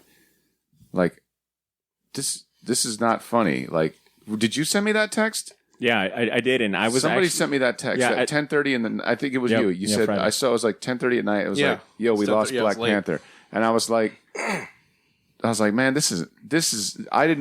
I wanted it to be. I would have been much happier if one of my best friends was making a horrible joke. Yeah, but it wasn't. It was. I looked it up and I was like, oh my god, this is ridiculous. The guy was talented, like obviously, right? And I, not to disparage anybody that is like, yo, Wakanda forever and Black Panther, my king, this and that. The guy was more than just that too. Yeah. Like, I highly recommend, if you really cherish the individual and you really liked his work, check out the real life superheroes that he played. Thurgood Marshall, freaking American Supreme Court Justice, right? And even if you want to stretch out your chops regarding nerdy stuff, that's fine. Watch an episode of Fringe that he's on, because he was on that show too. That's a badass show. I don't know if anybody here watched Fringe. But yeah, he was on that show. And, the guy will be missed because in the short amount of time that he was on this earth to work, he fucking put the work in, And even like on the side when like people are like, like, man, damn, I didn't know he was fucking sick for 4 years, had stage 3, and then it unfortunately like moved to stage 4, and there ain't no stage 5, kids. So the guy, he fought super hard, and he man, I'm getting freaked out just talking about it. Like he was an amazing person. Yeah. And I didn't know him personally, but it just seemed like the guy was a good dude. It seemed like a genuinely good dude. I think the word that comes to mind when I think about Chadwick Boseman and his situation, because to C's point, he according to the reports and things I read, he was diagnosed with stage 3 of the disease in 2016, colon cancer. Yeah. Progressed to stage 4, and then, he passed away, 4 years, afterwards. But in that short 4 years, I think we've all seen the headlines like, yo, Chadwick Boseman put out, worked on Black Panther, Infinity War, all the Marvel things, in addition to, I think, the Marshall movie, the Thurgood Marshall movie was in that same time frame. The Five Bloods, and a whole bunch. Like, he still was putting out like major work while being diagnosed. Yeah, and those are long days. Yeah. And I say all that to say integrity comes to mind, because integrity that he had to his profession to continue like working despite probably being in immense pain. I don't know if anyone's looked up like what the symptoms for colon cancer are, but it's like severe abdominal pain, blood and stool, anemia, fatigue. And he could have not easily to mention done the treatment either. Yeah, exactly. He could have done the sympathy route, and no one would have. Exactly. Said anything. Right. So I guess Ryan Coogler, Black Panther director, and then even Spike Lee, the director for the Five Bloods. He also directed Creed. Yeah, thank you. Yeah. Thank you. They were not aware of his condition. Like, I think they've only listed 3 people who were aware of his condition. His producing partner, his longtime agent, and then his trainer were all aware. And they said, I read somewhere that a big reason why he didn't come out with it was his mom. His mom had always kind of instilled in him, don't be a burden to other people. If you can take it on the chin, if you can hold it together, for the sake of everyone else, then do so. And that's just, that's a lot of character. It does, man. Yeah. It does. And this was one of those deaths where it just left me in shock. Like, I got a text from my buddy, actually from my former manager, who's really big into comic books as well, listens to the show. Shout out to you, Leif. He sent me the news, and for him, he was shook. He was like, yo, man, I just turned 40. This is fucking scary as hell.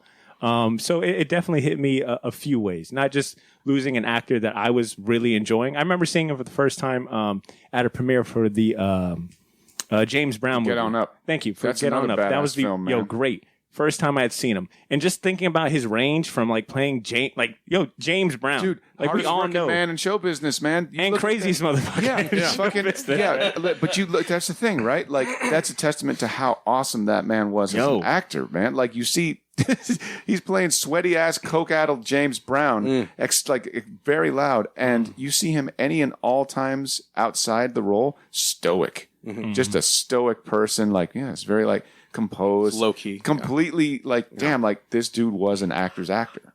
Yeah, and for what it means, and this is mainly maybe more of a personal anecdote, but the fact that he brought to life, a character that for my dad was, Black Panther for my dad. There's no words to explain how important. Oh, dude, because your dad's such a huge Fantastic Four fan. Exactly. And I mean that was probably one of my favorite movie memories or moments, period. Not just for like the Marvel movies, but just movie moment, period. Going to go see Black Panther with my dad, sister, brothers, and all of us leaving like, Wakanda forever. Like, Chadwick Boseman. I mean, like, I can go on and on, but I say all that to say, here at the Short Box, we will miss you, Chadwick Boseman. For sure.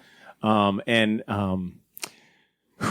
not to discount, our previous statements and an attempt to kind of add some levity to this. I don't know if you guys saw, but for those of you that are, in kind of like this space of wanting to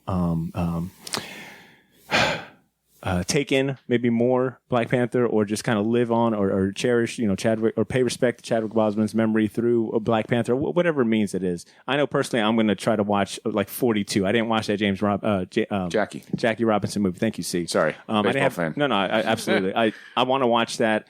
For our comic book readers that maybe want to do something similar, I know Comixology had a great thing going on, promotion yesterday, where I don't know if it's every issue of Black Panther, but it is a good bit of Black Panther comics are free on Comixology. So you can just download the app, I think, essentially purchase all of those. I mean, they've got all the classic runs from Hudlin, Kirby's run, just all of those like really great Black Panther stuff are on there. So I say all that to say, maybe through the comic books, you'll grab something or think of them in a positive light. Thank you for that voicemail, Malcolm. Really appreciate it. That is actually the last of our voicemails and emails. So we're going to move on to our last segment of the show, Champion Season. But before I do so, I want to go ahead and welcome anyone listening to submit a champion, a thought, a question, a gripe. Just if you want to send us something to ask us a question or just share your thoughts, we'd love to hear it. Shoot us an email, theshortboxjacks@gmail.com. You can leave a voicemail like Malcolm and Ben did at speakpipe.com/theshortbox. That being said, we're going to go ahead and jump into our last segment of the show, Champion Season.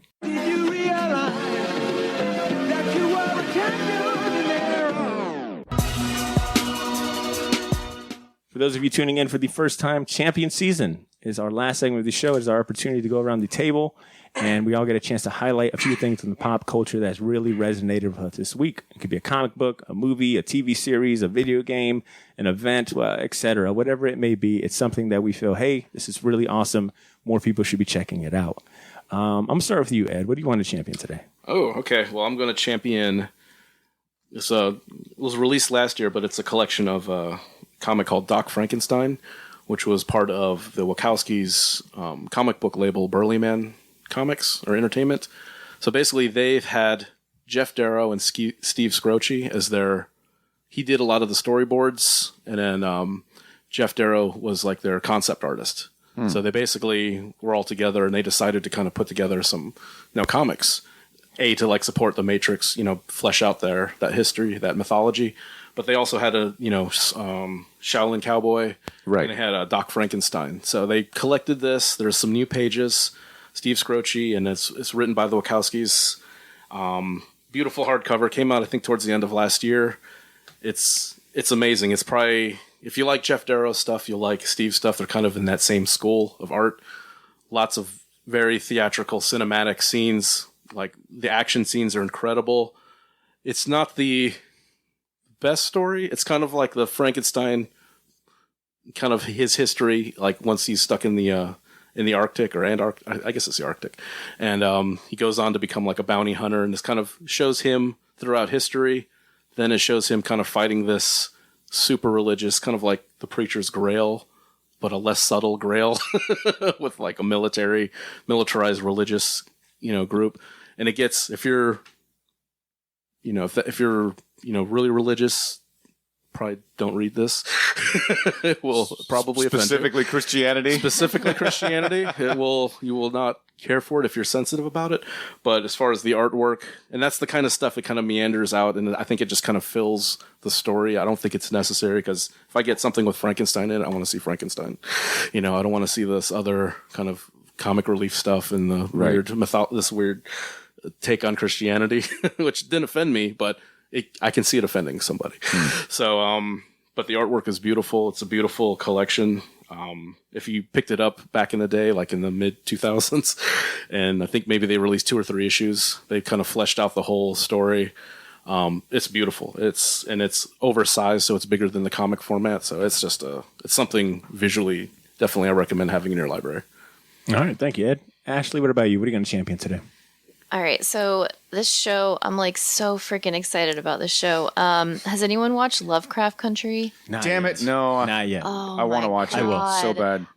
So my favorite show of all time is X-Files, and this reminds me of X-Files. It's like supernatural horror, and I had no idea. I knew it was J.J. Abrams, but I didn't know that Jordan Peele was one of the producers. Better monsters, though, right? The X-Files monsters got kind of... they're still Shitty. cool though. Whoa, let's relax. Yeah, The Fluke Man is amazing. The episode with the circus freaks is great too. Oh yeah. But yeah, because it's about these 3 Black people traveling in like 1950s America. So you're already like sort of like not recommended. You're feeling like unsettled and just a little on edge. Yeah. And then it's just like the first 3 episodes have been like Monster of the Week episodes. Sweet. Where it like wraps itself up. It has like a horrifying creature or monster. It's like it's so good. And I it heard comes it had out like the most intense slow chase, like car scene. Yeah, no, it's so like it's giving me goosebumps thinking about it. So it comes out on Sunday night, so the 4th episode I think is coming out tonight.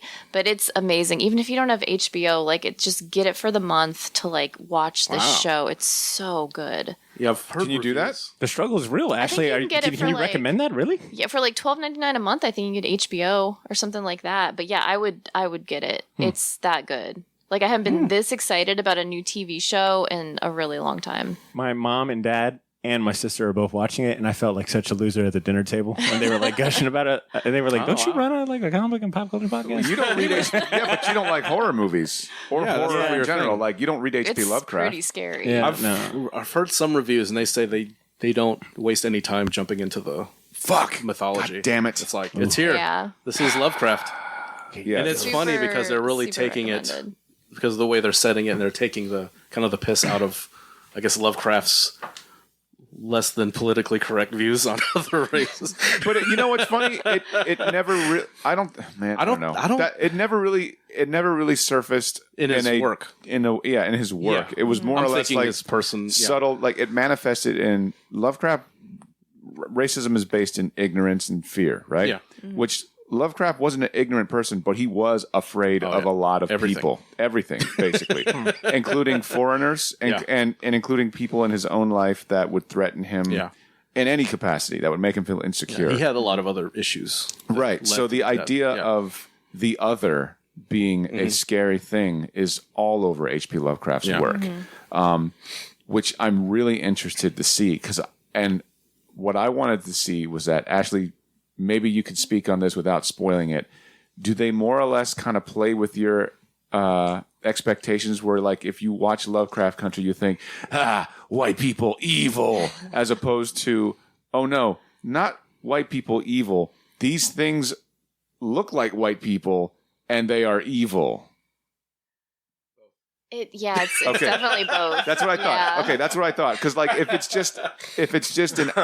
just an entire series where it's like, get it because racism is monsters, I'm not interested. It's more than that. Perfect. It's, yeah. Perfect. Yeah, that's not the main allegory. That's what I hope. Yeah. That's what I hope. Because Lovecraft is no, anything that is foreign could be scary. Yeah. Anything. And it could be in your backyard.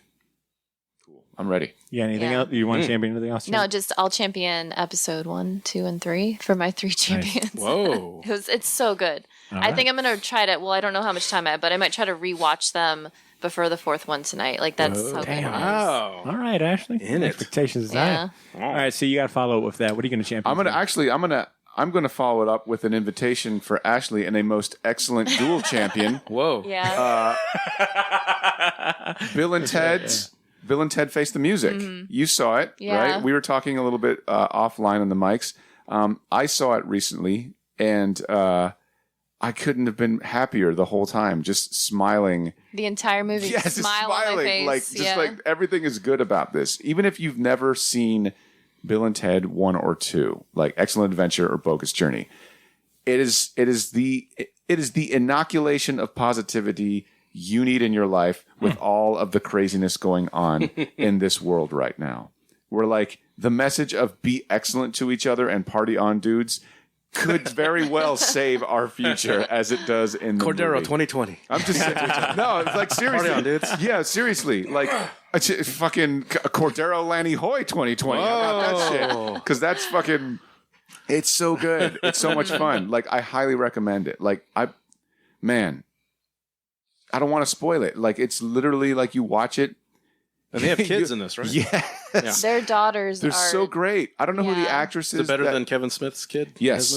Yeah, I was about to say, I don't know who the actress is that plays Keanu Reeves' daughter. Yeah. But she fucking nails it. Like, nice. It's creepy how well she does Keanu Reeves as like the little girl version of him. Like, they're so good. And in case you're wondering, the movie isn't cash grabby. It's the same creative team that did the first 2 films. They're not going to do, it didn't seem like they were going to be like, and get it, we're setting up the daughters so that way they could have their, no, the daughters exist as an extension of Bill and Ted, and they're just a plot point that's really, really funny. So like, you can't go wrong watching this movie is all I'm saying. If you want to feel good for an hour and 45 minutes, it's not like movies now where they're like 3 hours. Time. Yeah. Bam, there you go, Ashley. Fucking, it's good. I highly recommend it. How do you go about, and this might be my own ignorance, but how do you go about watching VOD, right? it? Yeah. It's been made available since the whole we can't go to the movie theater thing. Like that's cool. Okay. It's you can buy it for like $20 to rent, and then if you want to own it, so I think it's only like $4 more digitally. And I just fucking shelled out the money. And just I own it on digital, and that's cool. I've been doing air guitar and listening to Steve. Listening to Steve Vai for like a week now. Damn, that's a good one. Do they do the guitar stings like the old ones? Oh yeah. Awesome. Oh yeah. And they didn't get bad. They didn't suddenly become bad musicians. Like, no, they just were for the awesome plot's up there sake, too, where they come out like ZZ Top. Right. Yeah. So at the end of dude, they address it. Now, mind you, time travel and the afterlife. Still, there's no fucking logic behind it. No logic whatsoever. Do not look good. Don't look for anything in that movie except for smiles, because it's the stupidest thing. It's great. Damn. It knows what it is. That sounds awesome. I kind of want to check that out. All right.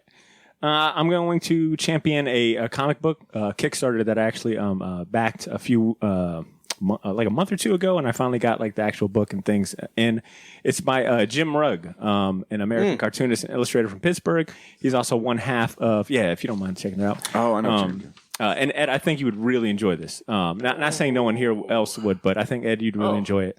But Jim Rugg, he's also Jim Rugg is also one half of the cartoonist Kayfabe crew. So the comic book review YouTube series and podcast alongside Ed Piscor. You've talked about those guys. Yeah, a few times. Kayfabe guys, right? Yeah, cartoons Kayfabe. So this is by Jim Rugg, the one half of that team. Jim Rugg's graphic novels and comic collections and credits include Street Angel, Aphrodisiac, The Plain Janes, and a whole bunch more creator-owned and independently published comics. This one in particular was a Kickstarter. It's for Octobriana 1976. Jim Rugg had a goal to produce a fluorescent blacklight comic book. So this was kind of his attempt. He raised the funds on Kickstarter. We don't want to turn on a black light here. No, not Oh my God, Not- because not with company. Be like we a don't want to see what's ethereal on that glow. comic book. Yeah. I'm an angel. But I will say the Kickstarter, of course, had like options for digital and things like that. I went with the physical because why else would I back it otherwise? Right. So the actual comic book My man. is based around a badass Russian outlaw superhero / devil woman named Octobriana. She fights Soviet oppression and robot Stalin. It's not an original. It's not an original. Yeah. It's not an original idea because That's it is fun based. comics tropes, I Yeah, guess. exactly. It's based on a book called Octobriana, and it's a Russian underground comic book from the 1970s. It was created by a group of subversive artists that were living in Kiev. In the 1960s. So they wanted to create like a Western style superhero character as an act of dissent. Those comic cool. books eventually like made It's its like a way. Russian underground comic. Yeah, groups. exactly. That's cool. So it eventually made its way outside of Russia. It became like a public domain character, and Jim Rugg just happened to do But I his love own. this comic codes thing with the pentagram, the Outlaw comics. Yeah, it's pretty legit. Those guys, man, if you love like indie comics and outlaw comics, those guys, Cartoon Kayfabe is awesome. But I will go ahead and champion Jim Rugg's Octobriana 1976. I think the physical comic book is really fun, especially with the whole Yeah, black those light colors are aspect. it was really pop, even without blacklight. Those Yeah, colors exactly. are crazy. And so, I mean, the execution was, I give him points on that. I thought the execution was great, especially the physical comic book. It's a fun read. To Ed's point, I mean, it's just fun, like comic book trophy stuff. The thing I like the most though was the background, the story. So like now I'm really interested in figuring out more about like this Russian underground, comic book kind of icon and whatnot. So I recommend that. I think he's got a few copies for sale, like most Kickstarters go. They meet their goal. They tend to have a few copies left over that you can buy for purchase. So I'd recommend just looking up Jim Rugg's, I guess, website or Kickstarter. There might be an option to buy the comic book there. But I give it credit because he went outside of the traditional scope of printing comic books and went with like something a little more unique. And then my last two things I'll champion. I'm gonna start out with you guys, man. I want to champion the team here at the Short Box. What? I know. I don't know what the hell's wrong with me. Too much champagne. I know. As most of you guys, Who are you? What have you done with Bob? If any of you guys follow us on social media, you'll probably have already seen that. We won an award here recently for the podcast, and as always, I'm always thankful for the people, for the audience that we got, the listeners that we got. I think we have the best group of listeners a podcast could hope for, and you're talking to someone that deals with a bunch of we meet with other podcasters on a quarterly basis. Right. I can confidently say we have the best group of listeners any podcast could ask for. Hell yeah. So I can't express my gratitude enough to the Shortbox Nation, to the Shortbox patrons, but I want to put a spotlight on you guys. The award was for #1 podcast host, and I felt some sort of way that the podcast as a team didn't win. But regardless, I'll take it and celebrate it as a win. But you're wearing a for T-shirt us. that says "Best Podcast." Host." Yeah, literally. Yeah, during your acceptance speech, You have this like crown Ed, on. he literally said, "I'm a so robe? happy I did this all by myself." And I do weird. not have a team that supports and carries my ass this whole time. Yeah, no, I think it's what it's. Let me pull up the article. Let me put the article up. Ashley, you remember what I said about the rappers and the anonymous haters? I'm so lucky. Actually, remember when Botter said, "I literally always do everything by myself and never ask Ashley Yeah. Annie Hoy for help at the last minute in the clutch"? So, well, I was thinking, and see, I think maybe this you might resonate with this is like, Oh, I'm alive now? no. As a comedian, you probably get people that say, "All right, well, tell us a joke," and it's like, "Well, I can't really tell you a fucking joke right here, idiot." I was thinking about that in the It's a little sense of hostile. like, It's very hostile. I would have like. That's not how it works, idiot. That's not how it works. You fucking moron. So that's I my would. mom. Wow. Okay, Miss Cordero, let me know what you need done with C. I got it. Anyways, I say all that to say I could not show someone what it means to like be a host. I'd have to point them to an episode, and it And just say, goes- look, here are the people Yeah. around me they're the number ones. that no. But anyway, I just wanted to give you guys a spotlight. Who is harassing you? Like saying, "Hey, podcast boy," huh? Do you have like a bunch of like bad guys from '60s Spider-Man rolling up on you, like, "Hey, Butter, shove you. Hey, Milk Come on, Hey. host this beat down. Come on. Like, why don't you fucking host something? Host something right now, huh? Do a transition. do? Hot shot. Yeah. I was like, guys, you don't understand. And I also want to apologize to anyone that tuned into this episode thinking like, oh, I want to see what this guy's all about. Yeah. I would like to say, please, the reality of bullies that harass Bowder is a real thing. So if you're out there shoving podcast hosts around, don't do it. They're people too. I had an idea that champion was going to go south, but it didn't go nearly as bad as I thought. So I wanted to thank you guys and say that I'm proud of all of us and the road to 300. We're proud of us too, man. Yeah, man. Good. I don't need your Us. We're proud of us too. Sans Butter. And then We're my all gonna last hang out champion. afterwards. Hey, no, okay, wait a minute now. What? Like, let's be real for a second. Uh-oh. I'm going to touch your leg here Oh, real okay. quick, just to make sure you know I'm telling you the truth. Okay. Yep. Right that on weird? the non-covered part. Is that Got weird? it. Yeah. Well, Is that weird? not yeah, it's fine. Yep. Those Okay. aren't pillows. All right. You made your point. See what? Yeah. No, just thank you for That that. was it. You didn't have to say what you said just now, so I appreciate True. that. And I won't next time. But thank Damn you. it! All right. My last champion, man. So that's what that feels like. Another feel-good How one. a supervillain is born. I want to champion a good friend of the show and Shortbox alumni. Botter Milligan. Man, that'd be great. Good job, guy. I'm going to champion my cutout. No. Does have a cutout of himself. So Give us your money. Decor. everyone. This is what you Anyways. pay for. I want to champion Warren Evans, aka the Bard of Darkness if you're on Sure. Instagram. His podcast debut, Simpsons is Greater Than, debuted August 26th, so about 2 weeks ago. As at the time of this recording, he's 4 episodes in. His podcast is about the cultural impact of The Simpsons. I champion him because, one, he's got a stellar offering when it comes to like a fresh new podcast. If you're a fan of The Simpsons or even remotely kind of interested in what it takes to make a show that's been running for that long and won that many awards, I think Warren's, there's no greater host to kind of guide you through that besides Warren. He's interviewed the voice of Lisa Simpson, Yardley Smith. He's got Al Jean on the show. He's got, writers like Bill Oakley, and he's got so much like lined up, man. It's going to be fun to watch it. But I champion him also, because I got to like help with that podcast. Like I got to step into a producer role, and I cannot express like how proud I was on launch date to like see his podcast show up, to see like people play, to like kind of help him track like his downloads, and just watching the success he's had, man. I'm And to see no one make fun of me in the process. God, it was so nice. How refreshing. we'll talk to him. Yo, Yeah. Talk to him.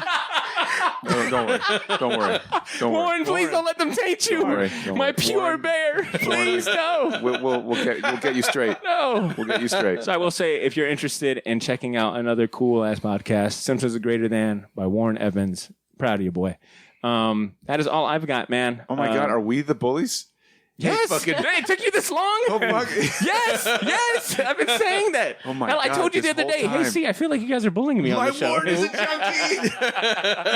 Stupid. All right, that is the end of our show, Shortbox Nation. This And is really hitting me hard, man. Am I a bully? Yes.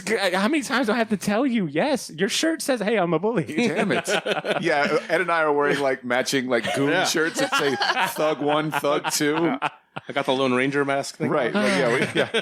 Ashley, do you got any closing remarks? Anything you want to shout out or say before we sign She's off? the one we work for. Yeah. Can't think of anything this week. I bet you can. Ed, do you want?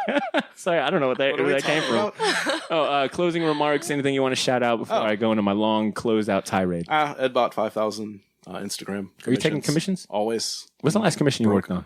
The last one I did was a pinup and a Back to the Future one. Said Brooke. So a Back to the Future one and a pinup portrait, which was awkward, but it's fine. She liked it. Okay, there we go. That's all that matters. See, shout outs, closing remarks, anything from you? No. That's it. Okay. You sure? I'm about to go on a long time. I just want to. Well, I mean, I'll fucking second Ed. his lunch money. I'll say fucking Ed bought 5,000. Yeah. Fucking support this dude. Because if I can't fucking, if I'm not shouting anything, I'll fucking shout out Ed. Yeah. He's That's done what I'm fucking talking about. artwork for our show. He's done a lot Yeah. of gifts as far as like any kind of merchandise or swag. You've seen his artwork. Please fucking get this guy some work, for God's sakes. He's talented, and if you don't have his artwork in your house, you're a piece of shit. Exactly.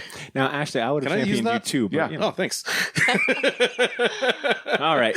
That is the end of our show. Shortbox Nation, thank you for hanging out and sharing your most valuable commodity with us, which is your time. You can be listening to any other podcast, but you know what? You're here with us, We and will that means disrespect it. the world. Thank you. It is appreciated. I personally want to recognize and shout out our sponsor, Gotham City Limit, and Hey. of course, our Shortbox patrons. If you feel inclined to help us keep the lights on here at Shortbox Studios, consider becoming a Shortbox patron. We'll reward you with bonus episodes, commercial-free episodes, Get as all well as kinds of exclusive merch. Check out what we have to offer for your contributions on our membership site, patreon.com/theshortbox. Give us your money. Yeah, give it to us. And with all that being said, listeners, stay safe, stay healthy, take care of yourselves, take care of each other. We've officially entered the road to 300. So we'll be revisiting some of our earlier episodes in the coming weeks as bonus We episodes. will also be cosplaying as Onslaught for no reason at all. I can name a couple of reasons why we would as Onslaught. That'd be rad. But here in the next couple of weeks, we'll be sprinkling in throwback episodes in between new episodes that mean a lot to us. So, like our first episode from 2012, we'll probably resurface the first episode featuring this roster of the Short Box, and plenty more as we kind of work towards 300 here in the coming weeks. We are working on producing something really big for the 300th. You know, I think. One thing about this podcast that I proudly stand by is that we always tend to ask ourselves, what more can we do? How else can we take it above and beyond than just, regular audio episodes, whether that be, the merch we produce, the events we throw, the videos that we do. I can confidently say we've got something big and really cool planned for the 300th. It'll be worth the wait, so stay tuned to the podcast feed as we drop episodes here in the next week, all right? With all that being said, feel free to leave us your thoughts, comments on the New Mutants comic book series or the movie. Tell us what you thought about this episode, or just chime in and say hello. Write us at theshortboxjacks@gmail.com or leave a short voice message on speakpipe.com/theshortbox. Have a great week. Chime in and say $9. Yeah. Wait, what? Make mine Shortbox and keep it geeky. God damn it. Oh, boo.